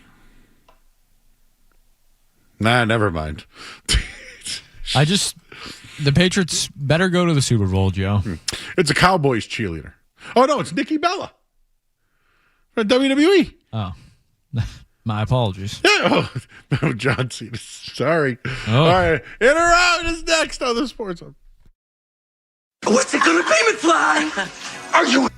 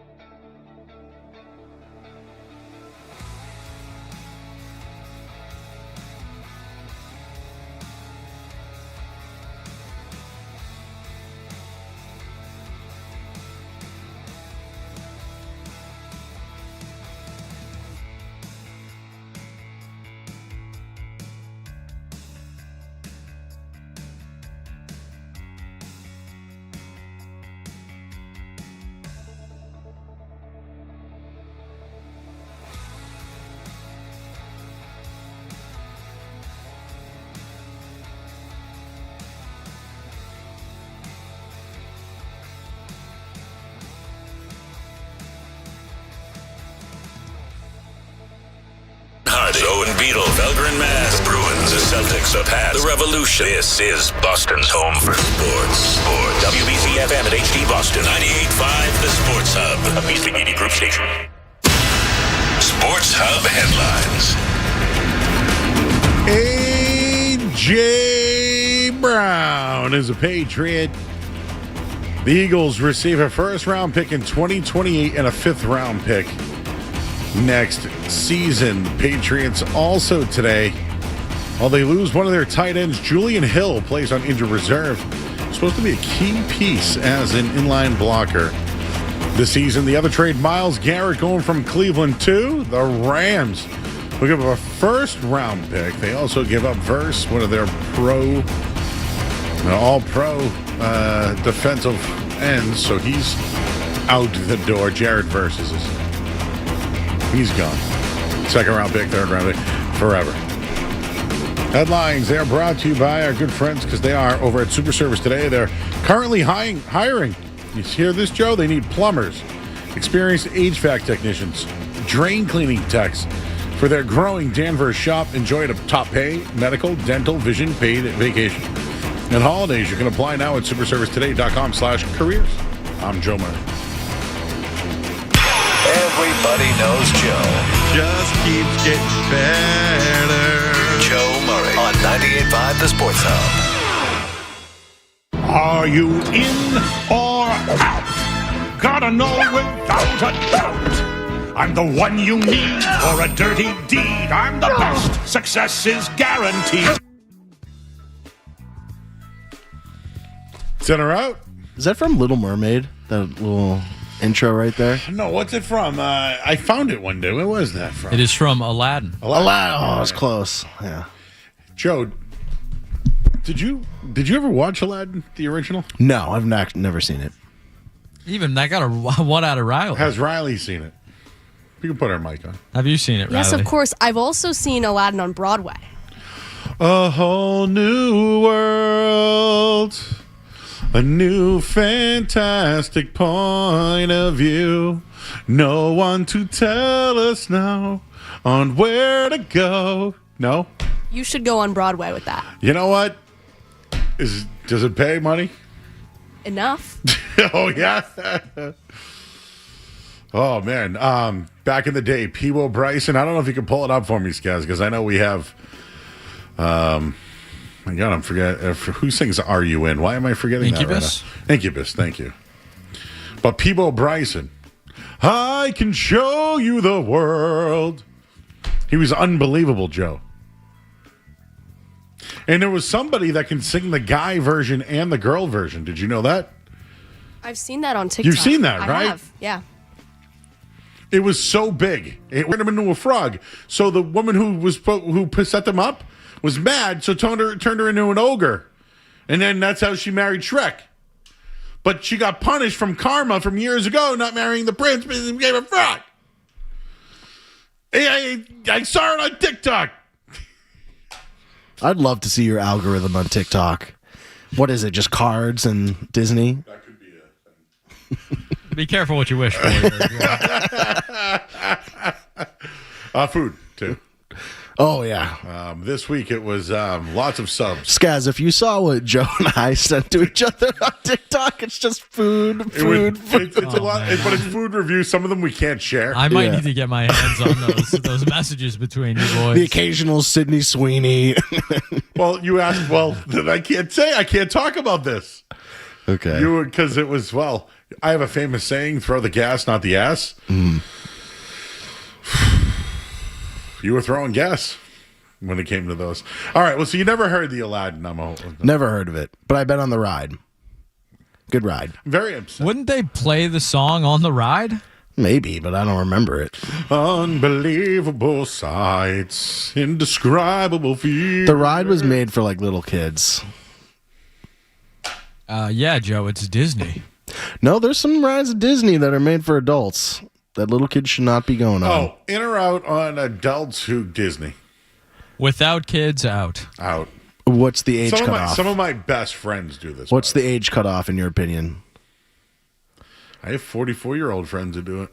Like, would it be weird if I went and did it? Well, I don't know. Yes. Riley told me 50's old, so.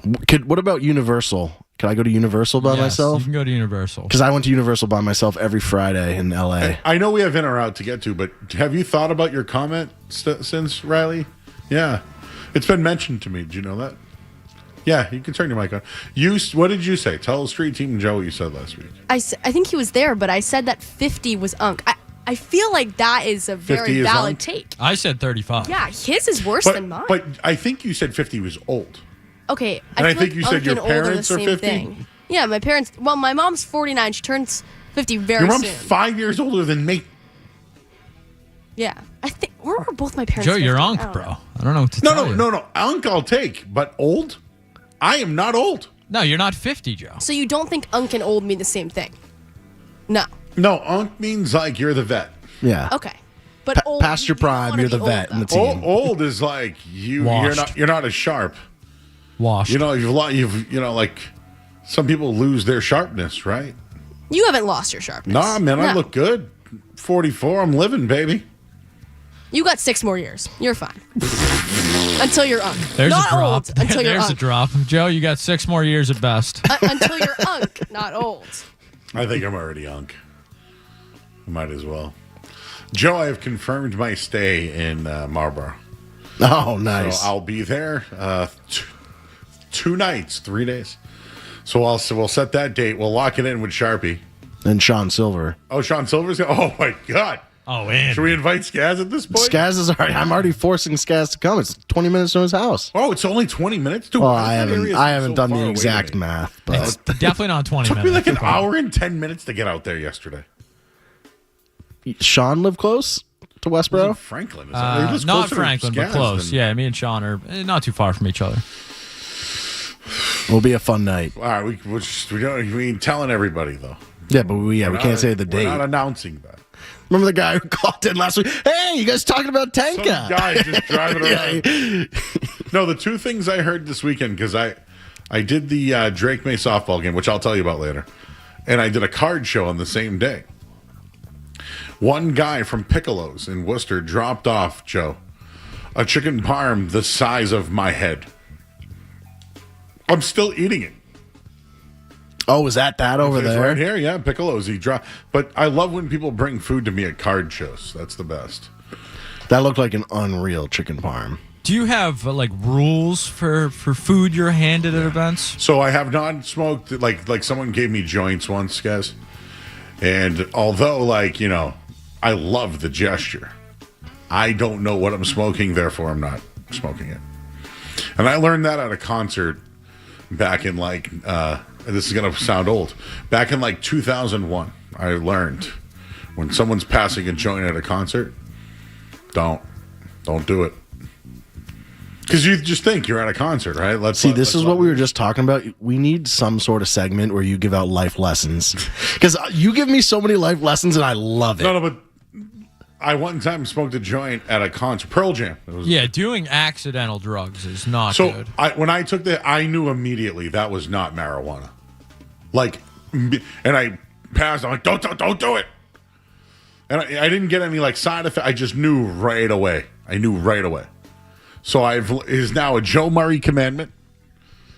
Do not smoke marijuana at a concert of the people that you don't know. I have a lot of these. So maybe we should keep a list. The 10 Joe Commandments. The 10 Joe Commandments. You know the song? Wow. Yeah. Down. Do I know the song, Joe? Number 1. I know you heard this before. Never get high on your own supply. Never give no sports takes at home.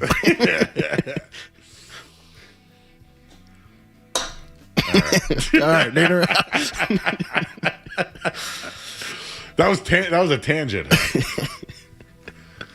I was a little upset when I walked in today, but I've ate now. I told Skaz and Riley that. I was like, he looks a little upset. Have you ever seen me pissed?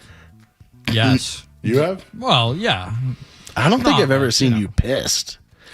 Maybe upset, but I don't think I've seen I'm telling you, when people think I'm yelling on the radio, the one on the Red Sox rounding third, I was pissed.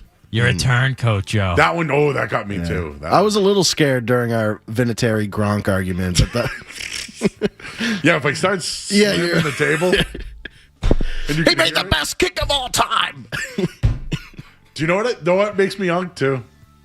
I work with younger people. Everyone's younger than me, except for like when I work on the other shows. Like I worked with Fred last week and I just watched him for 4 hours. I would just lay him up with a question and he would just go. And I would just watch him because he's older than me. He's wiser than me. So I'm watching like a wise man give takes. And I'm just like, yeah, man. Yeah. But when I'm with you guys, I feel like I'm giving, man, let me just tell you about this. Back in my day. Tell you about this. But what I think I've been criticized about lately is I have been getting on people that give takes when they weren't there. Like they didn't see it. Like Aladdin. I just brought up Aladdin. You never knew it. I crap on you for that. Why? It wasn't your demographic. But for me, I'm like, dude, how do you not know that song? Because it was like the biggest thing at the time. See, Disney movies. No, Aladdin might be more on me than I think that is something that's popular. But when you guys go naming, like Bruce Springsteen, like, oh, how do you not know Bruce? He's a legend. Maybe that's one. I'm like, all right. So we've already had 2 people comment. Someone has called you suspect. How do you not know that song? Someone says that. And then Jeff, who listens every night, shout out. Peebo Bryson, if you're ever in my arms, Joe. You know, he has a song. If you are here for only one night, baby, I know we can get there. What does that have to do with Aladdin? That's Peebo Bryson. There's the In My Arms. Oh, okay. Whenever when you're in my arms again, from falling, I can take another day. No, okay. Hey, what are we doing right now? We got in or out? You guys want to do some in or out? Let's do it. All right, gentlemen. Well, just what the world's been asking for. Another reality television series is taking its talents to Hulu. This one, titled $1 Million Nannies. The new reality series premieres on Freeform and Hulu in June. The synopsis reads, these nannies will do whatever it takes to get the job done. $1 Million Nannies, a new reality show about a young group of elite nannies who travel to Ibiza to launch a new kind of agency built by nannies for nannies. In Ibiza, though? Apparently. So it is a cutthroat, it's not a job, it's a lifestyle is what it reads. It will be a contest, fierce competition, personal drama, and a scandal from the past threatened to derail the dream before the summer sets. They're competing to be nannies of, I'd have to imagine, billionaires. Are we in or out on $1 Million Nannies? I'm in because, Riley, do you ever had a nanny or have any friends who nanny or? I don't think I've ever had a nanny, but I've watched like Mary Poppins. That's a nanny, right? Yeah. I used to Probably watch the most famous nanny. Yeah. What was that show on ABC? Oh, there was a mean. She was no, remember the guy? Well, there was like a mean British nanny, wasn't there, that would like come and like, take the chicken nuggets away and stuff. I feel like that was a show. No, what was the show that made you cry? Made you cry? Yeah. What's her name was in it? The singer growing up. Joe, come on. The singer growing up. I'll get it.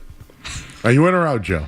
So I have I have one viral video, Joe, in my life. I've had one viral tweet. And it kind of has to do with this. Skaz was mentioning Ibiza. You know the song that goes like, I took a pill in Ibiza. I know to show that song. Avicii, I was in Pisa, on the Leaning Tower of Pisa, and I took a video of me taking Advil, putting my hand up against the Leaning Tower of Pisa, and then sang the song. Oh man, did I get video views on that. Where's that kind of content for us, Joe? If you guys want to send me to Pisa. This is what I'm trying to do. Like I said, Riley's here today, and I'm like, what can we think of that's show related? If you want me to dumb myself down and make content, I can. Joe, it's not dumbing yourself down. It's content. It is. And it's show related. Like, there is something, dude, I have, yesterday I interviewed 3 people yesterday. And I have of all the sound. We'll play it on the show, not tonight because of the AJ Brown stuff. But I couldn't interview any Patriots players. So I just started interviewing guys that we have on the show that I saw that I never get to see. One of them is one that's never been on the show before, but we've discussed him before. And he might be a new character to the show. We need some This Is the Joe Show TikToks. Oh, we're working on that. We're working. We already got our door-to-door dash segment already mapped out. I feel like we should have roped Jake into that one tonight. I don't know why we missed it. Anyways, the show was called This Is Us. You guys remember that show? Did you watch that show? Oh, my God. This Is Us was on ABC. It was that guy, Milo. But Mandy Moore, she was the singer. I'm sorry, who? Mandy Moore. You don't know Mandy Moore? No, I do. Oh. But yes, the guy who was one of the main characters on that show, Justin Hartley, he was the nanny. So he was an actor that had a show named The Nanny. Never mind. Yeah, I'm in, though. Out. Okay, thanks. Next. All right, we'll take our talents, I guess, over to the food aisle where we often do. Our friends over at Pillsbury are introducing some new Pillsbury Grand biscuit flavors. Getting a little spicy, it says. Mike's Hot Honey Pillsbury Grands biscuits. Are we in or out? So it's a biscuit, and it has hot honey on it. A Grand's Poppin' flavored Mike's Hot Honey biscuit. Are we doing too much with hot honey, Joe? I feel like we're starting to do too much with hot honey. Well, outside of chicken and pepperoni, where is it going? I'm Trader Joe's. I just bought a big jar of it. And I've been putting it on rice in my Chipotle bowls. Oh, yeah. It's pretty good in that. Trader I like it in Joe's pizza. has great You hot can put honey it. popcorn. I've seen burgers have hot honey. Bacon has hot honey on it. Oh, yeah, maple bacon. Maple bacon with hot honey. You know what I do sometimes? I melt a little bit of honey,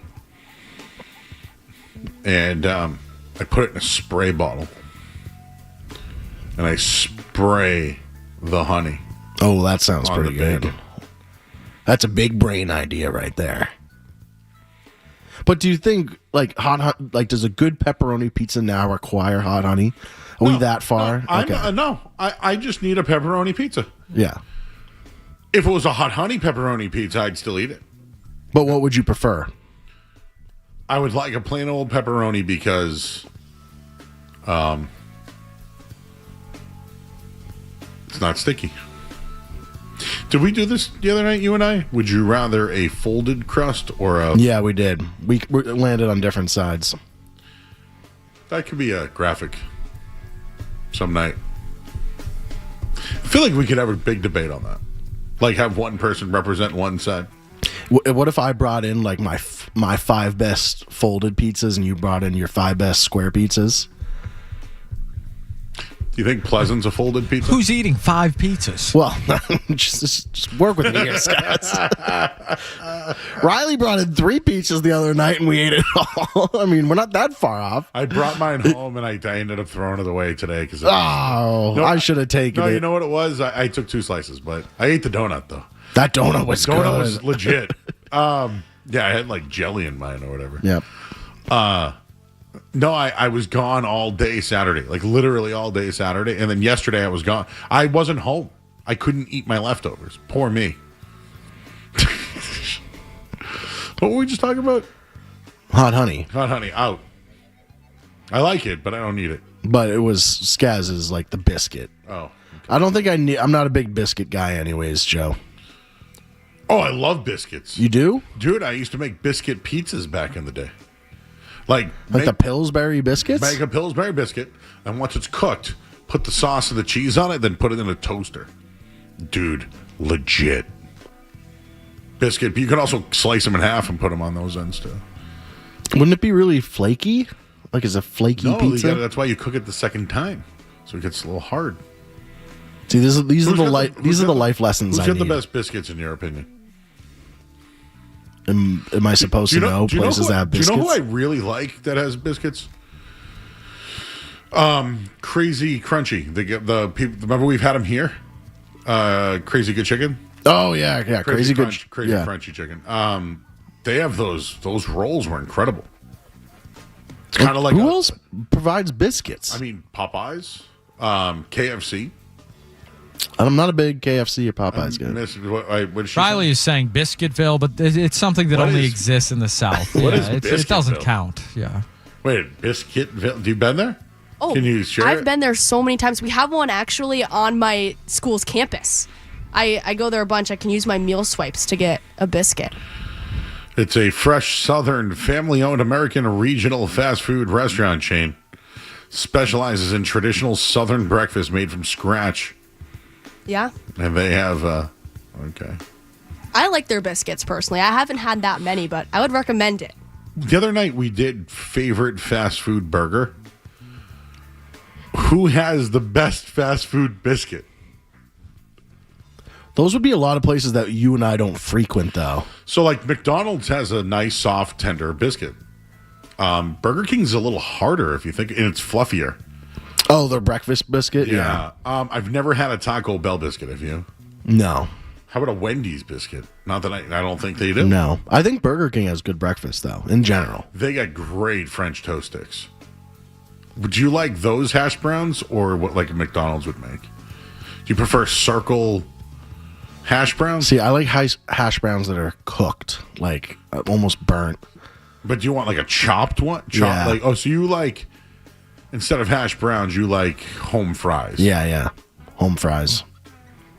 I don't mind the it just seems a little like I'm too much potato. It seems like uncooked potato to me. Skaz, what do you think? You know who sneaky has a good biscuit? The Nines. The Nines has a good biscuit. Yeah. Great biscuit over there. Oh, Chick-fil-A? They got a good biscuit. I don't think I've ever had their biscuit. There are some places like there's some local places. It's a place called Cracked. They make incredible breakfast sandwiches, and I get a chicken and waffle from them on a biscuit. Have you had takeout before? I think that's down south. Takeout? No. Cookout. Yeah, cookout. You know what I didn't like, and I don't want to trash anybody. Not a fan of Jack in the Box. Did nothing for me. Nothing stood out. You know who's got sneaky good food? Dairy Queen. Oh yeah. I can't believe I just talking to the DQ king. Do they have a biscuit? I don't think so. But they don't need one. I mean, they've mastered everything. Skaz and I are still due for a DQ date. He just hasn't accepted yet. Actually, I didn't accept on Saturday. A.J. Brown has been traded to the Patriots. Next. All right, gentlemen, let's see. Well, I mean, we got another biscuit. If you guys want to do another biscuit. Pillsbury also introducing a maple biscuit. I think that's an easy yeah. Right? Everybody loves a maple biscuit. Gentlemen. What about maple donut? Have you ever had one? The best. That's my favorite. Skaz was hyping that up the other day. Yeah. Wow, okay. The maple donut. That's what we talk about back there, Joe. Is like, what's our best favorite donuts? And then we'll just go on a tangent. Someone says after 10:30, I need a fast food drive-through place that still serves breakfast. 10:30 is not a lot. Yeah. McDonald's used to have all-day breakfast, didn't they?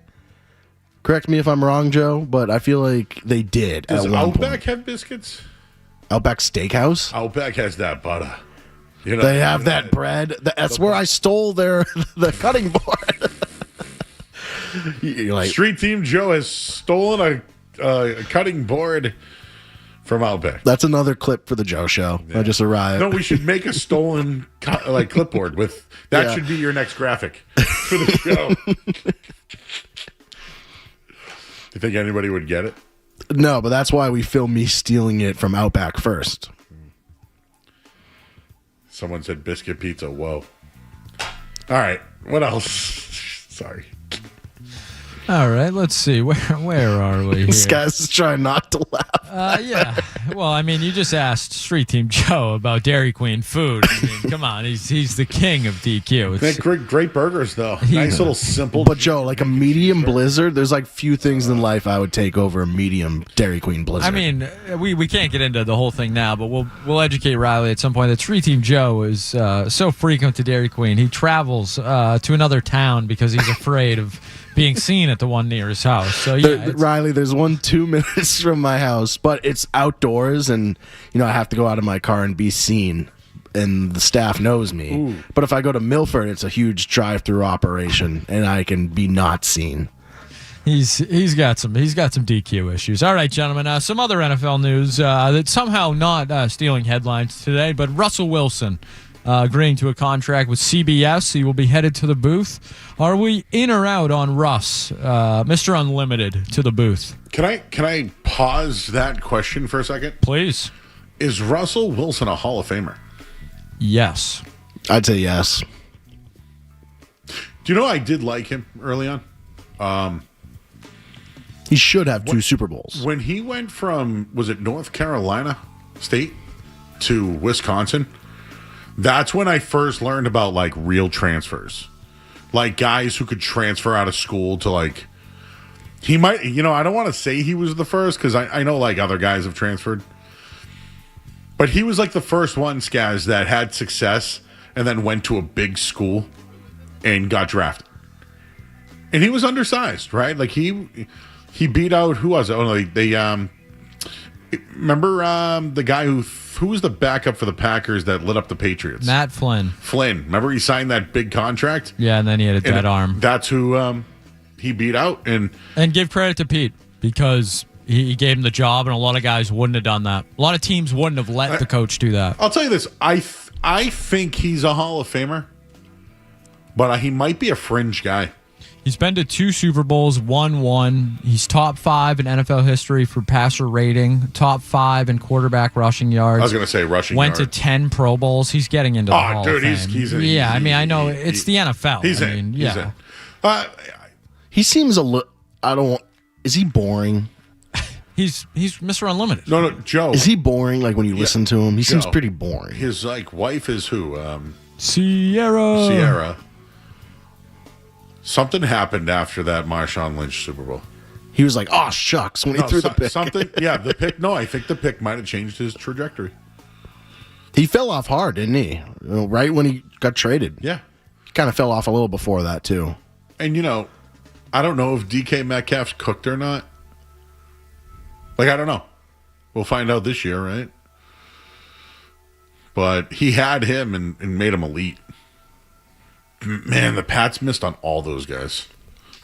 Like, how many? DK, Debo, and there's one more. AJ Brown. Yep. We got Nikhil. I bet you there's more from that draft too that we're not even talking about. He's a Hall of Famer. Do I like that he's going into the booth? Yeah, but he does not. He says nothing. Like they fired Matt Ryan for him.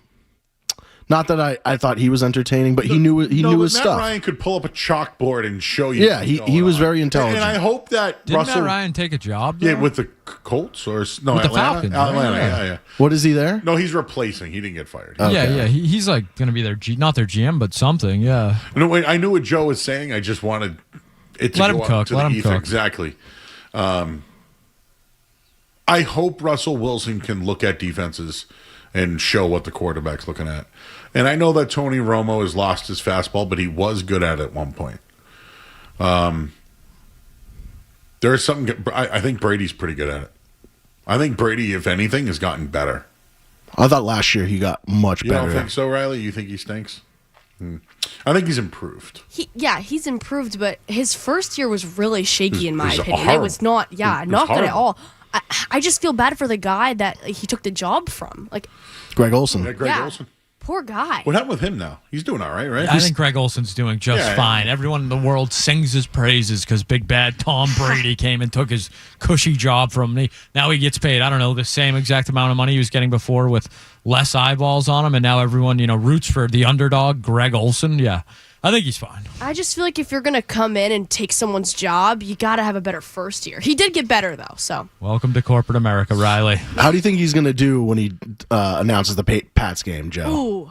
Ooh, I'm excited for that one. Like, do you think he'll show any bias towards the Patriots, or if anything, will be opposite? That's going to be an exciting week. You know what I think he's going to do? I think he's going to have no dog in the fight. It's sad. You know what I would do if I was him? I think you're wrong. Heel? I think you're wrong, Joe. I think he has a dog in that fight. I think PR Tom Brady will be a big Pats guy that week. Not on the broadcast, but he's going to be hyping up Drake May, hyping up Mike Vrabel. That's what I'll be looking for. My take at the time was, I hope he turns heel and does that. What I mean by heel is like, I used to run this place. But I would say if he did take the route of, wow, Patriots going to Super Bowls, that's my team, something like that, he'd win us over. Right now, it feels like he got his number retired, got a statue, and now doesn't care about them anymore. Notice all when he post highlights, it's all Bucks highlights. There's still a little something there, I think, with Kraft, don't you think? Because they let him go. Yeah. Troy Aikman transferred long before Russ. I know that. But Troy Aikman was like ancient before. No, he was Unk. Sorry, Google Goggles Paisano. No, I made a reference of players because now everyone transfers, right? Caleb Williams was at multiple schools. Like Drake May didn't transfer. Probably should have, but he did put in an offer to Alabama, I think, right, and then pulled out. But Jaden Daniels played for how many teams? 2 or 3? I can't remember now. LSU, Arizona State. Jalen Hurts, did he transfer? He played. Yep. Oklahoma, Alabama. Dylan Raiola just transferred. Nebraska and I don't know if I'd be including him in that group. He's mini Mahomes, Skaz. You know what's funny? He knows who he is.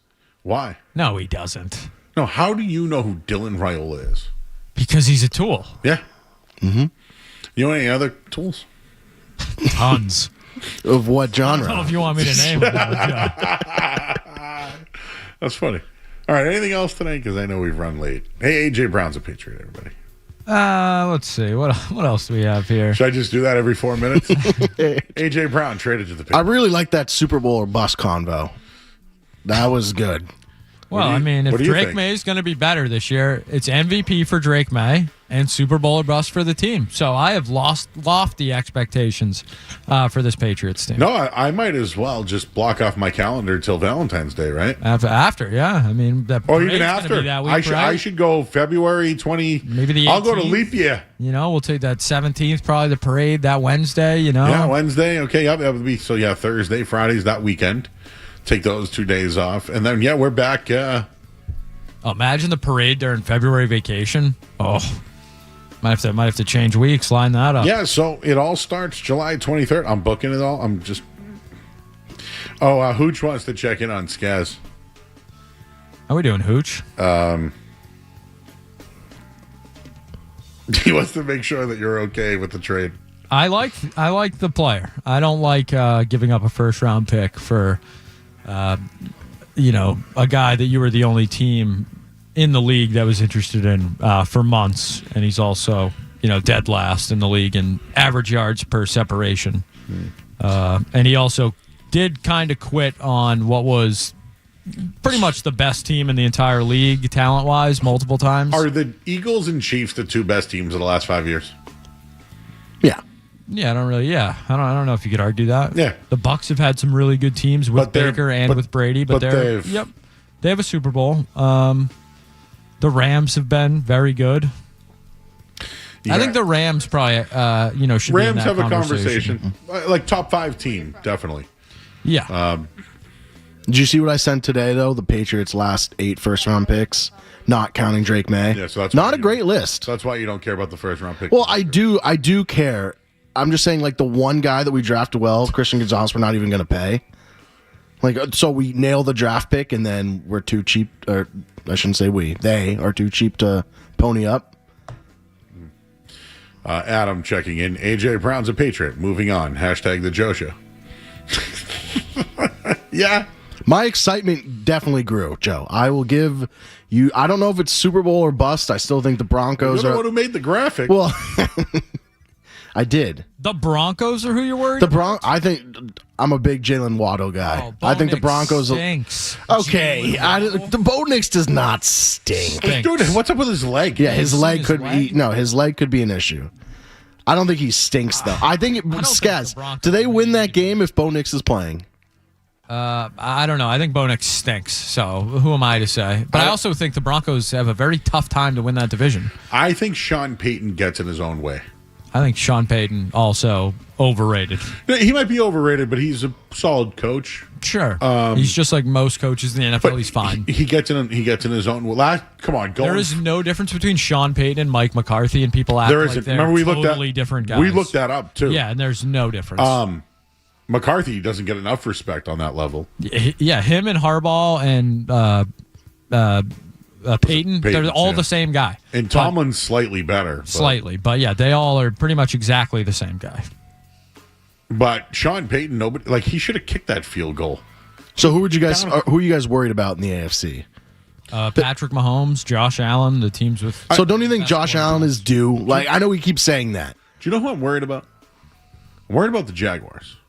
They're this team that has a head coach who knows what he's doing. And Trevor Lawrence can't screw up anymore. Like, they've given him receivers.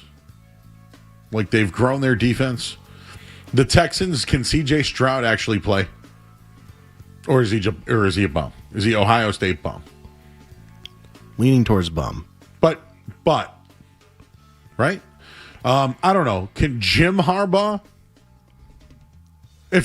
So I think Cleveland should sign Stephon Diggs, but the other team I think that should is the Chargers. You mean to tell me Stephon Diggs wouldn't rattle Justin Herbert a little bit? Help him out a bit? They were missing their two tackles. Most teams with their two tackles. I get it, but they're still a threat, you know? Yeah, no, that's what I'm saying. All right, this year with Alt back. Who's due? Lamar Jackson, Josh Allen. How about Joe Burrow? They'll be on the mix. Like, all those guys are there, but I don't think they're surrounding their team like the Patriots are. Like, I don't even know what Baltimore is anymore with a new coach. That Max Crosby trade. Todd Monken with the Browns? You scared of them? No. I'm still going Broncos. Like, there are these teams that are like the teams that are like, you know who I like next year? The Carolina Panthers. You know who I like next year? The Saints. Two teams that battle it out at the end of the year with quarterbacks kind of rising a bit. Can they break through and how far can they go? Like Drake May. You know, like that's what I'm looking at. Who's somebody that can Jackson Dart play? You see the thing with Neighbors over the weekend? Yes, we did. Playing in the softball game. Street team, Joe. You don't listen. Could barely run. He was cutting the video. I was cutting the video. We asked that. We said that earlier. Sorry. All right, we have to break, right? There's many people that want to talk, so we have to break. We have a headline, and I will tell you who that was sponsored by because I kind of blew it through. A.J. Brown has been traded, everybody. The Patriots gave up a first-round pick in 2028, Joe, and they gave up a fifth-round pick. Now they have 2 fifth-round picks. One because they traded for Garrett Bradbury. Whatever is the better of the fifth-round pick will go to the Eagles. Myles Garrett traded from Cleveland to the Rams today. Jared Verse goes. He's a Pro Bowler. First-round pick, second-round pick next year, third-round pick the next year. And the Red Sox are off tonight. Headlines would have been brought to you by Deanne Van Lines. Take the chance out of your move and make the sure bet with Deanne Van Lines. An approved mover to the Department of Defense, DeanneVanLines.com. We'll break. See you guys on hold. We'll get to you next here on 98.5 The Sports. Don't go anywhere. There's more Joe Murray.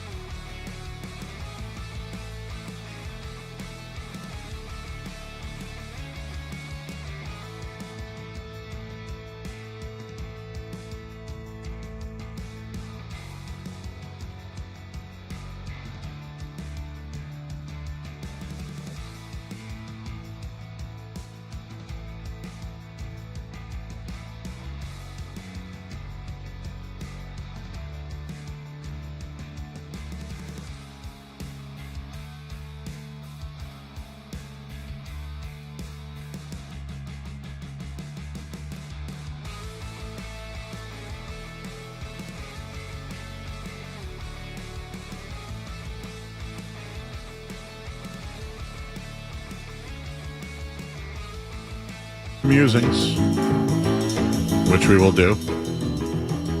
A.J. Brown traded to the Patriots today. First round pick going to Philly in 2028 and a fifth round pick. I see Zach. He's in Rockland. What's up, Zach? Hey, Joe. How you doing? I'm actually in Florida right now, but we're doing all right. How about yourself? Ah, yes. You're the you're our franchisee. Is that correct? Yeah. We are the representatives of Dave's Hot Chicken, sir. Oh, yes. I got a DoorDash tonight. He did. Literally an hour ago. Joe, did you get Street Joe? Did you get something for everybody? I hope. So I asked the group. I did ask the group, and everyone already had dinner. No, but last week, Zach, though, we all got something. And when do you think they were here? Under 34 minutes, something like that? Yeah, the DoorDash was extremely quick. And it's not like close to us either. They're like a solid 10, 15-minute drive. Highland Ave. But good service. We got the Skaz and I got the sliders with the coleslaw and cheese and sauce. I think Joe got the tenders. The fries, though, that's where you guys win. Because the seasoning on those fries, that's something different. You got to have them hot. You can't wait too long. They get a little bit soggy, though. You know what I mean? Dude, I haven't had the hot mozzarella sticks. Those are to die for, Joe. You'll love them. Do I dip in Dave sauce, too? Of course you do. Why wouldn't you? It's like made for a cheese pull. Yes. So I had two things for you tonight, guys. So my first question is, now that we have AJ, who is going to be out in the wide receiver room now that we have 6 or 7 guys that compete? Is it going to be Efton, Chisholm, Mac Collins, Kyle Williams, Keyshawn Boutte? Who's going to be out? And then also, how do we feel about Matt Rife almost ending Ramondre's season the other night? I was there last night, and I was pissed, and I don't think he's funny. So I didn't like that. Yeah, that was a little bit scary to see on the internet today. Yeah, I think Keyshawn Boutte's the odd man out only because he has a contract coming up. He's played very well, and they can probably get the most value for him now. Somewhere else, absolutely. All right, well, I can't wait to come back north and see you guys in a couple weeks and bring you some food. Hey, real quick, Zach, before I let you go, can you tell Street Team Joe what the Reaper is? The Reaper? Yeah, do you still have that? Yes, we still have the Reaper. Street Team Joe, let me just give you a little word of advice. If you want to burn your face off and then regret it for 24 hours, I would eat it. You like hot? No. Okay. I think I ordered mild off their website. No Reaper then. But we did Reaper roulette once, and Leroy's kid got it, and he lost it during the show. So yeah, it's not going to be fun for a little while for you. So I would stay away if you're not a spicy guy. How are the milkshakes? Great milkshakes.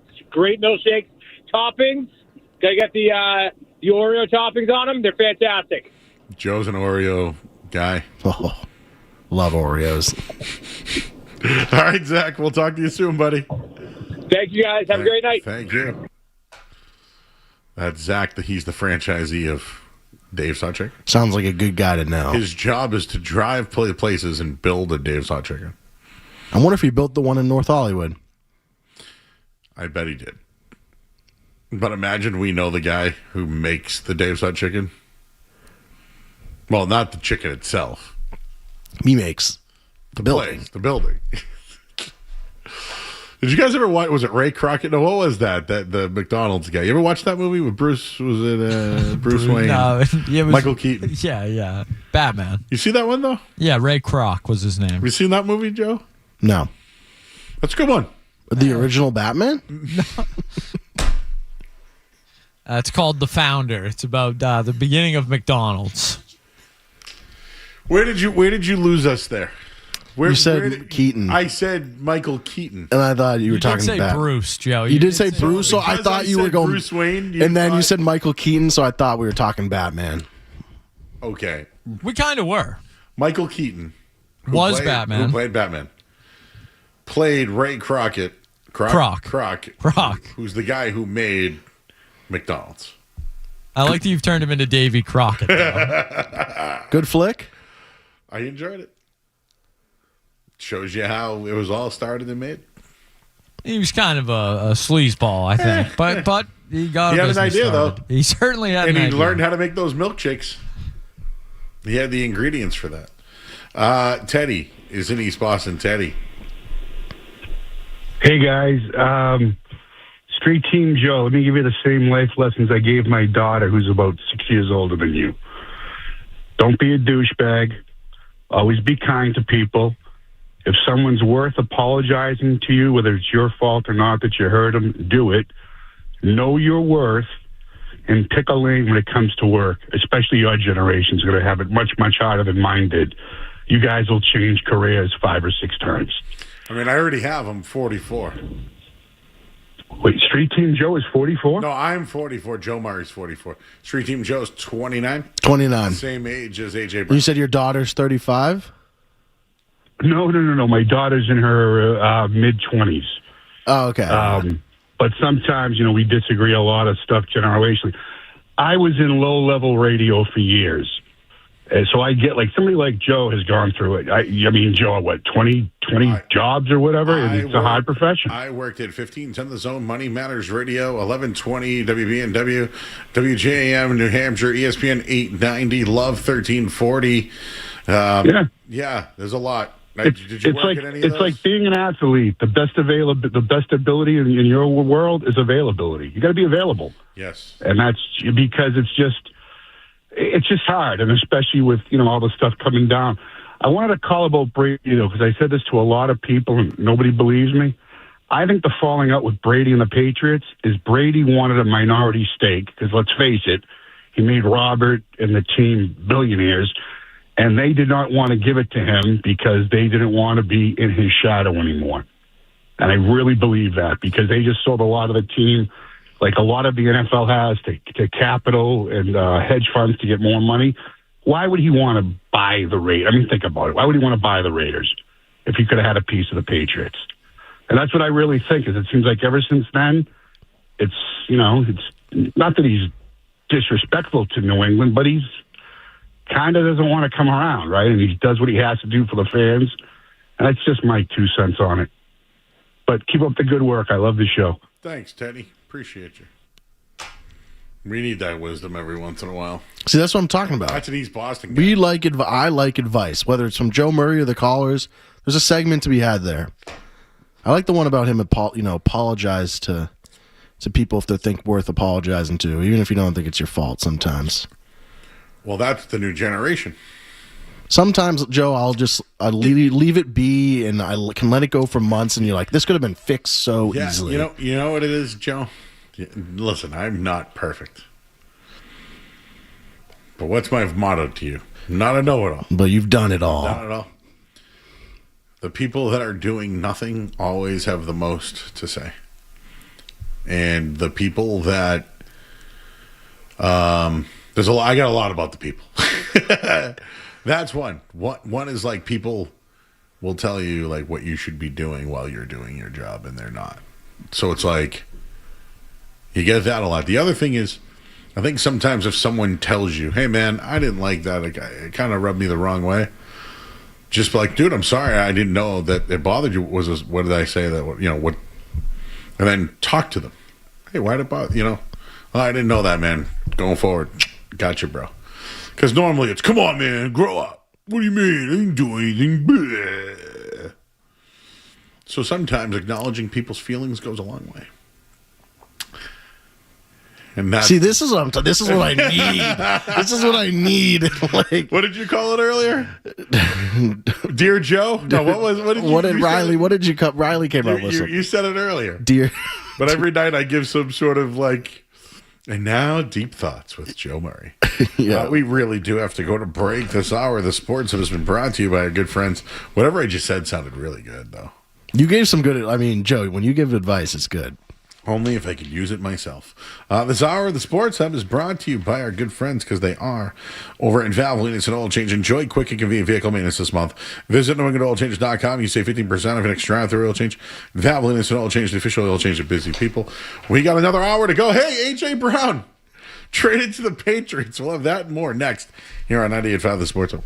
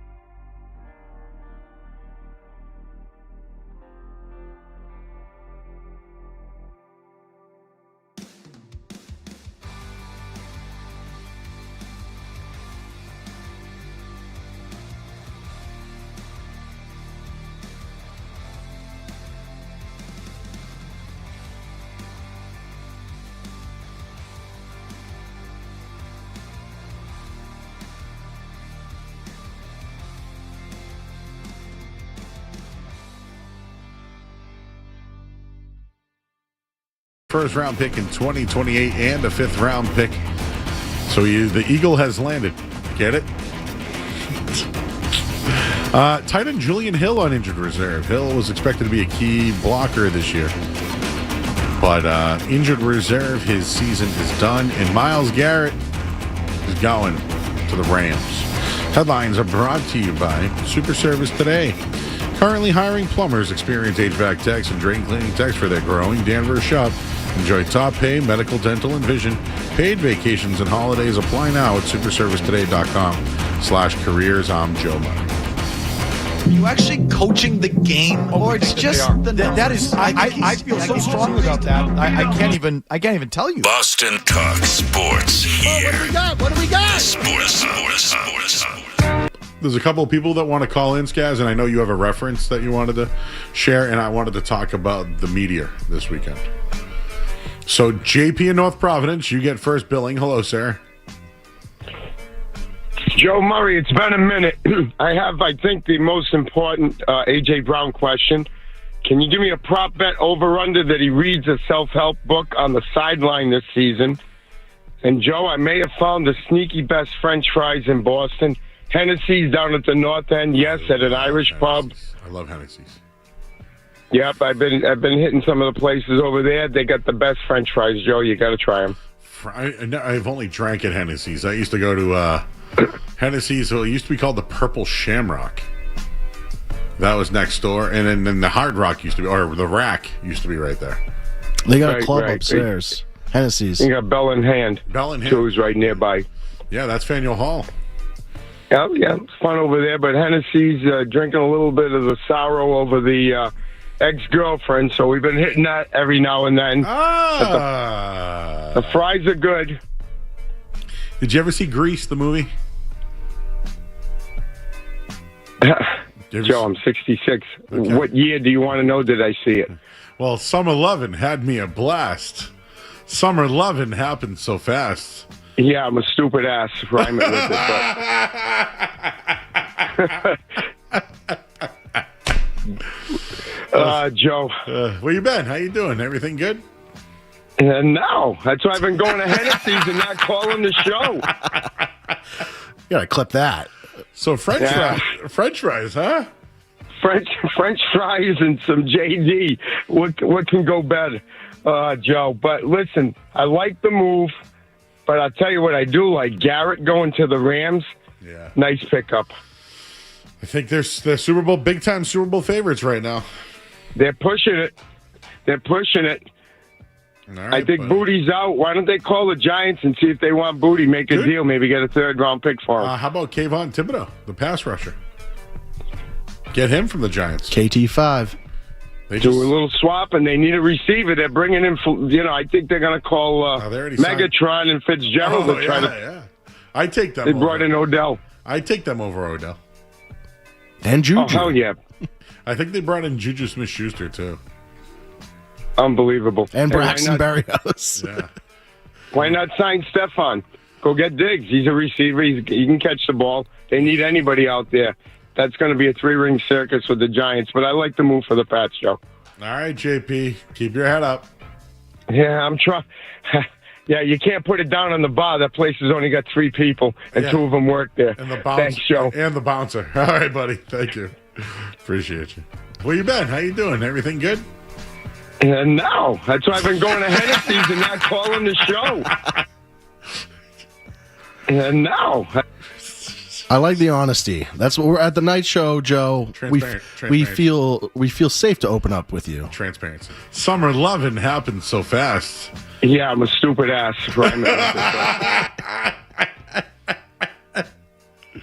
Have you ever seen Grease? I've seen Grease. What character would Joe be in the movie Grease? I can't really remember the characters, but I just remember a lot of dancing, a lot of slicked back hair. Yeah, you'd put cigarettes in your sleeve.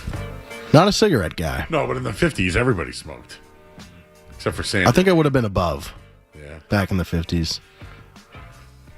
All right, Jimmy is in Newburyport. Hey, Jimmy. Did he say he wasn't okay and he's going to Hampton? Hennessy, the bar. Okay.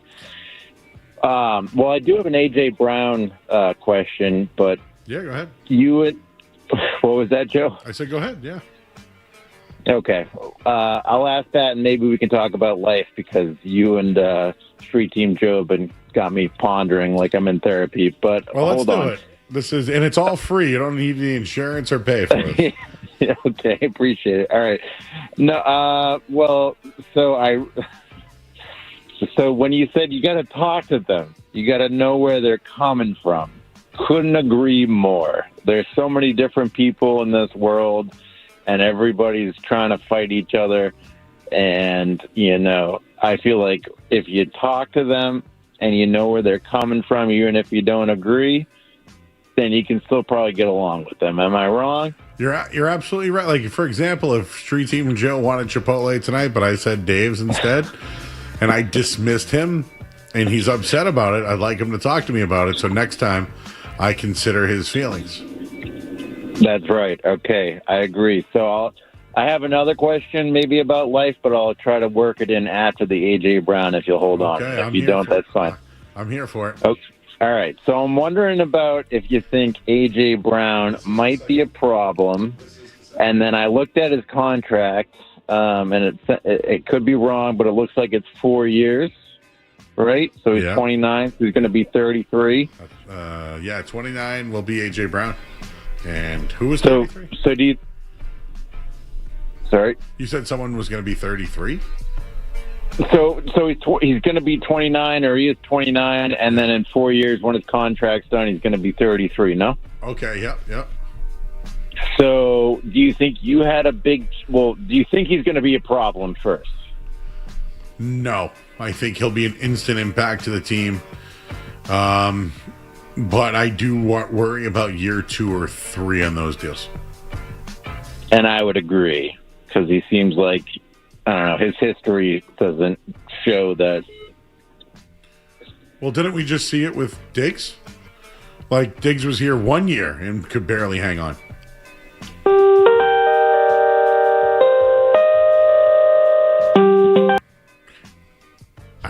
You just got put on hold, Joe. I hope, he's okay. He got another phone call. You heard that little beep? That's what that is? Well, before, I might have to go back and replay it, but there was a slight beep, and I asked Ryan, I thought maybe he was in the elevator. I thought he was in a medical facility. I thought he may be in a hospital or something, and Riley said, I think that's another call, and then he put us on hold. That might be at first, Joe. Yeah, usually people got to let me go. You ever heard that one before?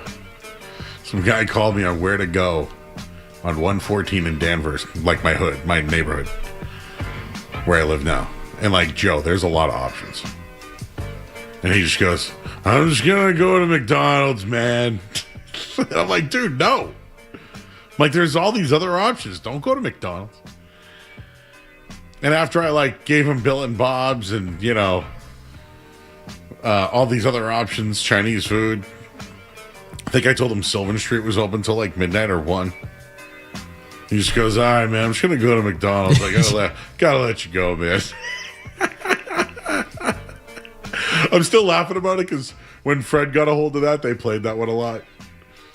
So we have Anthony in Providence. Hello, Anthony. Hello. Hello. Hi, Joe. How you doing? How you doing? Good. Quick question. What do you think of the, I don't know if you caught Raw last night. I know because you work at night. What do you think of the Bloodline storyline? You think they should continue it or let it go? I did not watch Raw today because it was at 2 o'clock. So I did not watch it today, but I did see Jacob Fatu lose to Roman, and I thought Roman had a great promo at the end, who's going to come at me now? So I don't know who is, and is Jacob now the new Jey Uso for Roman? No, but I think they're gonna try to use him to be the enforcer now. He had to acknowledge him and bow down to him. All right, don't spoil it. Okay, I got you. All right, I haven't watched it yet. All right, and I'm pissed that Gunther lost. Yeah, I don't know what they're gonna do with him. I mean, I don't know. I thought he was going to retire Brock, but I guess not. Skaz, Brock beat Oba this weekend. Yeah. No. Yeah. I thought he retired. Well, it's he left his boots in the ring, Joe. He did. Ah. Yeah. They got me again. Actually, the best match of the weekend, believe it or not, was AAA. AAA? It's the car rescue place? Lucha Libre. Oh, wow. Yeah. That was good. With, Chad Gable. Chad Gable. Was awesome. He finally exposed himself. Yeah, he's been dressed as a lucha. And he is the Grande Americano. He's like way over, right? And he's a great wrestler, but he's wearing a mask, so nobody knows it's really him. But everybody knew it was him. Everyone knew it was him, and then he lost the match to another Grande Americano. And you don't know who that was? I think I do, but okay. I don't want to kayfabe it. But when he took his mask off, he was bleeding, and he goes, "My name's Chad Gable, and I'm from Minneapolis, Minnesota, and I have a family, and I'm a world gold medalist, and I did this because I didn't like luchas, and now I love him." And everyone just got over it. It was He almost did like a Mighty Ducks thing? No, it was more like the Rocky when he beat the Russian. And he's like, "If I can change, you can change, we all can change," and everyone got behind it. Right, Anthony? It sounds a little Mighty Ducks to me. Yeah. I mean, do you think it's better now or it was better when Vince ran it? Well, I think it's better now because of, like, the workers. Like, when Vince worked, they were all independent contractors, but Vince had people's families in mind when it came to money and how much it cost. Mm-hmm. But Vince was doing bad things, bro. Oh, yeah. I mean... So you asked the question. You asked the question. It's better now. No, I did. I'm just wondering. I think TKO they took over too much, and it's like the ticket prices are way too high now. I mean, I know that's all sports in general, but... Thanks, Anthony. Appreciate you. You know what's going on with TKO's, Cass? The fact is that TKO owns WWE and UFC. UFC's struggling, and it's bleeding TKO dry, and they're now taking it out on WWE. Huh. Why does this happen in the world? Huh. Why is this happening to us? Huh. I know. Huh. It's all smelly. That's interesting. How that can happen. He's got his hand on his chin. Like, what about Joe's 2 cents? Hey, nobody thinking. Nobody knows what we're talking about yet. He's been thinking about this for hours. I've been thinking for a long time. You're now talking about something on the air that we were talking about off the air that we haven't shared yet. Should I share it now? No. Okay, no, great. Keep the tease. Hey, guys. There was a meteor this weekend. Of a meteorologist. Like, when I say meteorologist blank, you would think weather person, right? Yeah. They study meteorology. So why did a meteor land on the Cape Cod, right, and shook up the whole entire New England? What's your question? I'm sorry? How come they couldn't tell it was coming? That was fast, Joe. What, you don't have a little signal up there? By the way, all right, now I'm getting real out there. But Joe, do you believe that there were dinosaurs? Yes. I mean, there's proof, right? Yeah. I think a meteor hit the Earth and dinosaurs died. I think that's very plausible. I don't have, pretty plausible. I think that's I don't have any facts to this, by the way. Joe, there's some facts. It's proven. I mean, why is Riley looking at me like that? There's some bones. Well, you go to Joe. school. No. I just said that there's facts that there are dinosaur bones.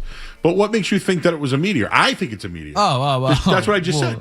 Well, I said that. You did hear me say that. Well, right? no, I heard you say that, but there are, facts out there. Wait, talk, Riley. You're yelling. They teach everybody that in school. Were you not taught that in school? Well, I went to Catholic the meteor? Well, yeah. Well, Joe went to Catholic school. I learned about. My dad went to Catholic school, and I'm pretty sure he was taught that. No, they told us not a lot of things. Actually, no. They don't want us knowing certain things. I'm 99% sure from what I've been taught, a meteor did hit Earth. A meteor hit Earth and got rid of the dinosaurs. Yeah, kaboom, gone. So it's not just my theory, it really happened. No, I think you have a good theory because it's backed up by science. Yeah, I think it took out like 75% of the population of the world at the time. And just so we're clear, humans, dinosaurs, never on the Earth at the same time. Never even remotely close to on the Earth at the same time. Unless you count Jurassic Park? the animals that survived Well, in yes. the water as dinosaurs. Sure. Yeah, I don't know. History with Joe. It's in the gray area. What else do you know about meteors? About meteors? Yeah, like what else? I lost my momentum here. So It was supposed. It's like the equivalent of 300 tons of TNT was this meteor crash. Wasn't there a crazy one that was supposed to hit Earth and like destroy a lot of things, and it passed by? It was a whole thing. Yeah. Well, what do you know about this stuff? You said you learned it in school, so tell me more. I mean, I learned about the meteors killing the dinosaurs. I don't think they really taught us anything else. So those were thousands of years ago. Yeah. Millions. Sorry. About 66, I think. Okay. So since then, hasn't been a lot of meteors. No. Why? Well, I mean, there's some. They're just not. They're not as big. Yeah. So this one wasn't as big. No, it still went boom, but not big boom. No one died, right? Are you? Where are you going with this? Is this is this like a sniffer? No. She's Do trying. you have your sniffer out? No. I'm not a conspiracy theorist, although I do think the world is hot right now.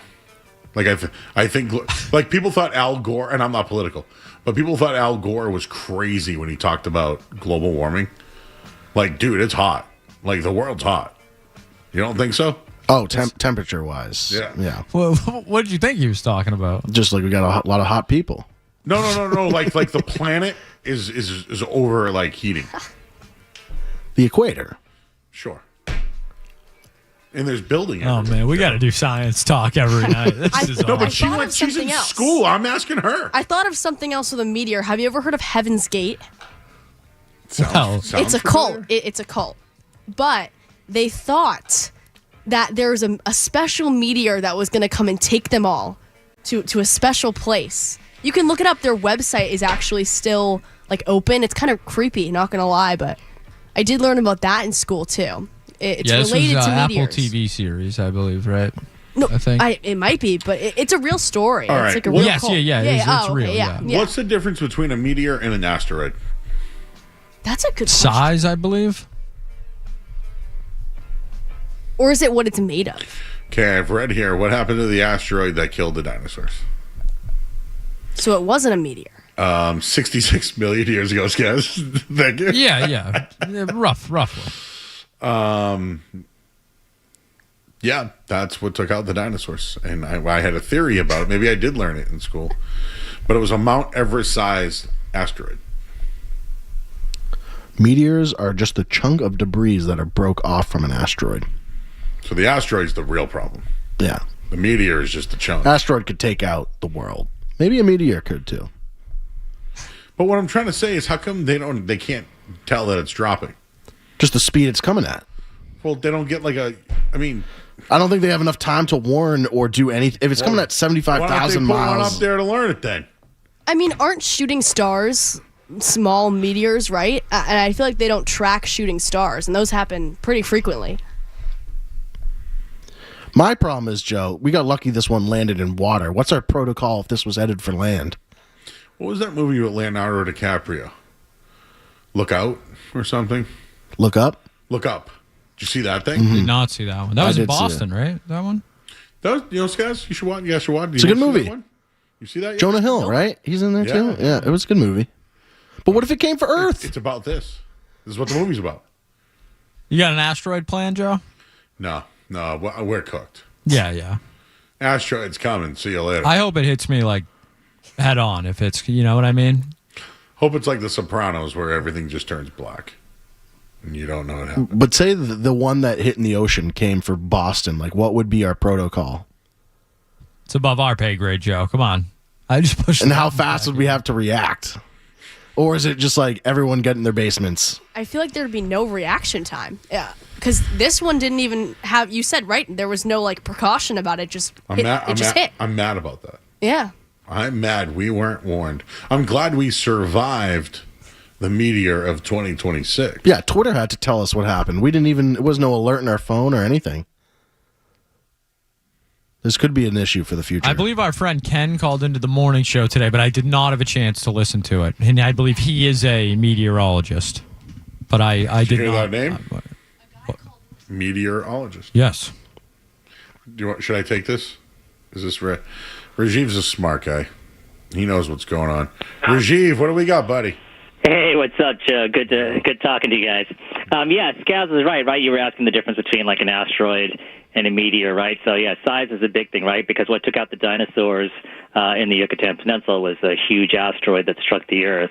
But if you're talking about like the difference between like a meteor, meteorite, and a meteoroid, so a meteoroid is what's sort of floating in space, right? It's the little debris that's out there. As soon as it enters the Earth's atmosphere and you see a shooting star, basically any shooting star you see, that's a meteor. And if it survives and strikes the ground, like what happened on the Cape, I guess, this weekend, that's called a meteorite. And then if it makes a sonic boom, like what you heard, those are called bolides, B-O-L-I-D-E. It's incredible. So you mentioned that the asteroid hit the peninsula.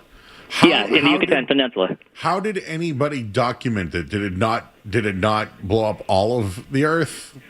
Well, it's what was responsible for the ice age that killed off the dinosaurs, right? So, it's only, not too long ago where they did satellite imaging and stuff, and they could see like a huge sort of like impact crater, and that's what they figured out is what killed off the dinosaurs.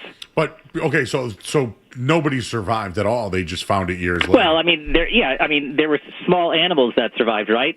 But it was largely what was responsible for killing off all the large dinosaurs, right? So it was the smaller mammals and things that were able to survive, and then continue on through evolution to where we are now. So what's safer, bunker or high levels? Bunker or what? Being up high or a bunker? Well, being down low would be the safest, but it depends upon where you are in relation to the impact zone. This is fascinating to me. And you're in California, so did you hear about this? Yeah, I heard about it. I was so jealous that I sort of missed out on it. I was watching some of the videos online, and I saw that woman, I think in Franklin, where you see the garage, where you can sort of see the flash of the boom, and then you sort of see the shockwave also sort of move her garage. So, yep. I still am wondering. There's debris at some places, but so there's an asteroid that had a piece fall off and it fell in the Cape. Yeah, it's like little chunks of it or whatever, right? And then people always also wondering then what's the difference between like an asteroid or like a comet, right? So asteroids mostly rock, whereas a comet is space debris that has a lot of ice. So as it gets closer to the sun, it gets vaporized, and that's how you see a trail. And in terms of not being able to see some of these things, right? So part of the problem sometimes happen is the direction where it's coming from, right? Because sometimes they can't see it because it's coming from the direction of where the sun is, right? So, telescopes and everything are sort of blinded and they can't see it until it gets really close. I don't know. There are two sort of big events that happened aside from the one that killed off the dinosaurs. If you sort of Google the Tunguska event out in Russia, and I think that was like in the early 1900s, that was a large piece of debris that flattened several hundred square miles of forest, and the glow from that was seen for several days around the Earth. And then the other one was, I don't know, maybe 10, 15 years ago. If you Google, I don't know how you spell it, but Chelyabinsk, Russia. And that's the one where you remember that a large, chunk of asteroid or whatever sort of exploded over the skies over Russia and caused a lot of damage. How do you know all about this? My dad used to work at NASA, and I sort of, am kind of a space geek like that, so. I love this. And do you know anything about the aliens? Do I know anything about what? Aliens. The aliens, I wish. Except X-Files was a great show. Oh, yeah. All right, Rajiv, when we need more NASA talk and sky stuff, Hey, absolutely, and I love talking food with you also. I thought about you during Cinco de Mayo when you went to Chipotle and you got your bowl, and I meant to tell you that you had a chance of getting free queso, but I don't think you knew about that. No, you know what it was is that I was pissed because you did call about that, but it was too late. But we're doing a bit called Door to DoorDash, where we're gonna order Chipotle, and then Street Team Joe's gonna get it DoorDashed, and we're gonna have the intern walk across the street, pick it up, and see what comes first. Faster. Exactly. So we're gonna call it perfect. Door to DoorDash. We're gonna call it. That's a great bit. I love that. That's so awesome. So stay tuned for that one, Rajiv. Absolutely. All right, man. You take care. Appreciate it. So the dinosaurs were, I was right. You know what else? They taught us a lot in Catholic school. How we were made.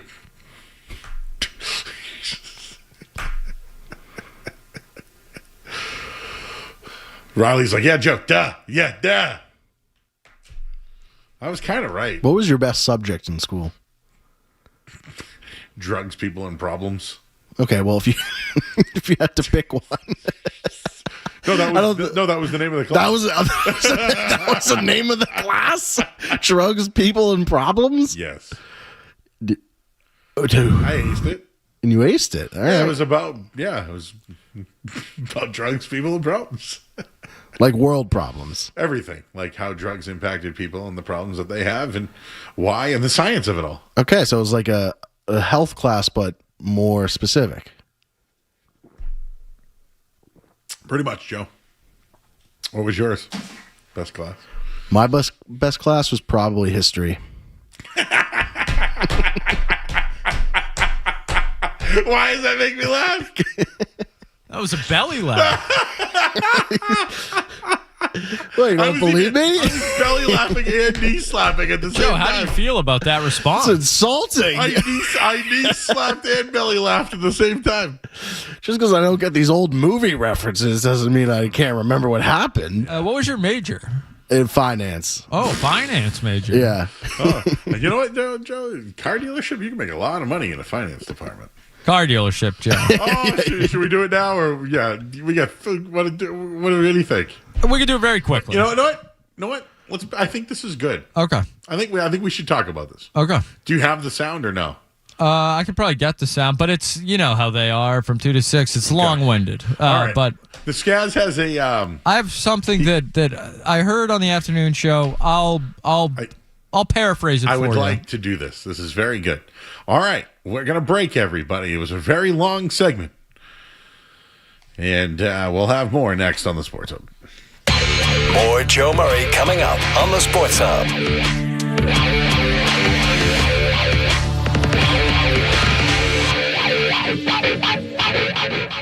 Ever thought about a career in HVAC? Cox and Cambridgeport are now hiring. Cox and Cambridgeport are hiring project managers, technicians, assemblers, and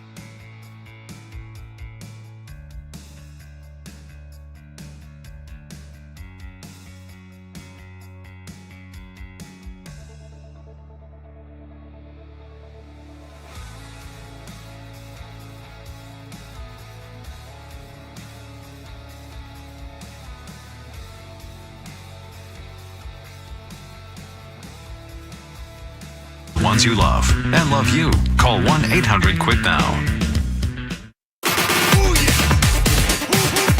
Quick, smelly. It's Joe Murray on the Sports Hub.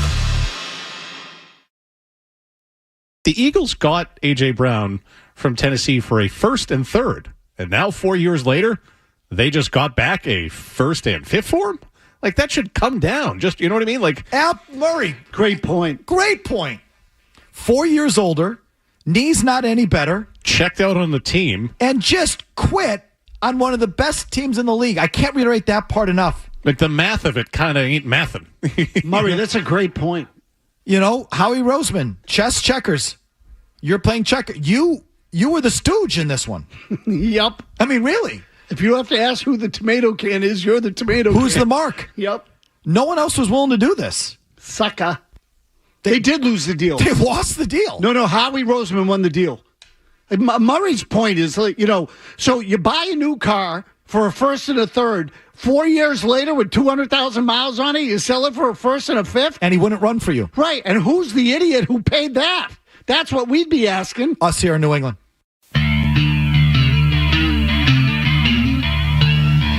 All right, final segment here on 98.5 The Sports Hub. A.J. Brown is a Patriot.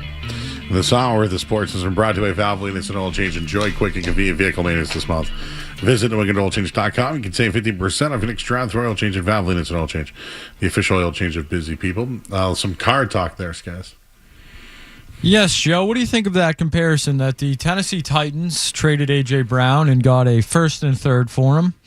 And then 4 years later, the New England Patriots have to give up a first and a fifth for A.J. Brown. That is 4 years older, 4 years more injured, 4 more years of wear and tear, 4 more years of being a problem in a locker room that was the most successful team of the last half decade, you could argue.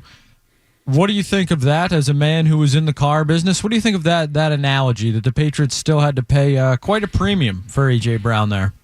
Well, I don't like it.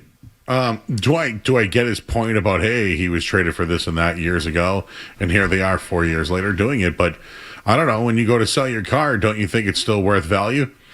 Like, I don't know, going to 2 Super Bowls, is that taking it easy on the car, or is that adding miles to the car? Because to me, that horse is running very well if you're going to Super Bowls, right? But did that horse quit on those teams? Well, just remember, there's dog owners, right? It's never the dog; it's always the owner, right? So now we're going to blame Nick Sirianni. No. What I'm trying to say is Mike Vrabel knows cars. He knows his cars, and he's going to buy the car and take the shot on the car because he knows how the cars work. How about wide receivers? Number one wide receivers. Brandon Cook was traded for a first round pick and then traded for a first round pick. Yeah, that's Brandon Cooks. Yeah. So, I mean, I guess that's a good point, but he's also Brandon Cooks, so, like, ugh. But still got a first. Yes. So A.J. Brown it's a very good point. But I'm also, my other point is, how many times do wide receivers that are good on successful teams leave and it works out for them? Well, remember they got Julio Jones after the Tennessee Titans? That didn't work out. No. How many times does it work? Say Devontae Adams. It's worked for. Devontae Adams worked. He was not good in Raiders. Not good on the Jets. Raiders though, or Jets was it? Can't remember now. But he was a beast. Yeah, he was a beast last year. Can't even remember how many teams he been on. Raiders, who's his quarterback? then Jets. And who's his offensive coordinator? No, when he had Aaron Rodgers, he was great. When he had Matt Stafford, he was great. And Sean McVay, yeah. The driver of the car. Yes. When he has good drivers, he's good. I would say that Jalen Hurts and the Eagles' offense was pretty good. A lot of highway miles. It'll be interesting. Car talk. Car talk. What's that, huh? A.J. Brown to the Patriots, everybody. How about that Theo stuff from earlier?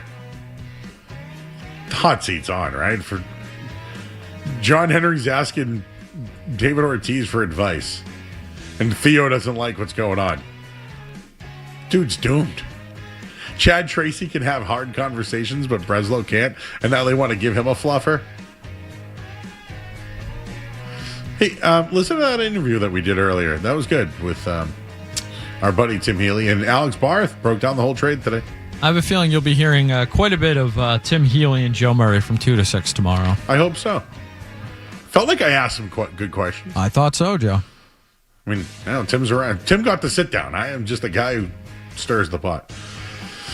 Riley, thank you. Street Team Joe, thank you. James Scaramazino, thank you. Why don't you send us home, Street Team Joe? You care if I try something a little new today? All right, let's do it. All right, introducing the Joe Murray Show. And at guard from Elon University, 5'5", maybe 5'6", Riley Martian. And at the other guard, 5'9", from Bridgewater State University, the captain, the producer, James Scaramazino. And at forward, 5'11 and a half, 6 feet on a good day, Street Team Joe. And our captain, the truth, number 34, Joe Murray. You're listening to the Sports Up.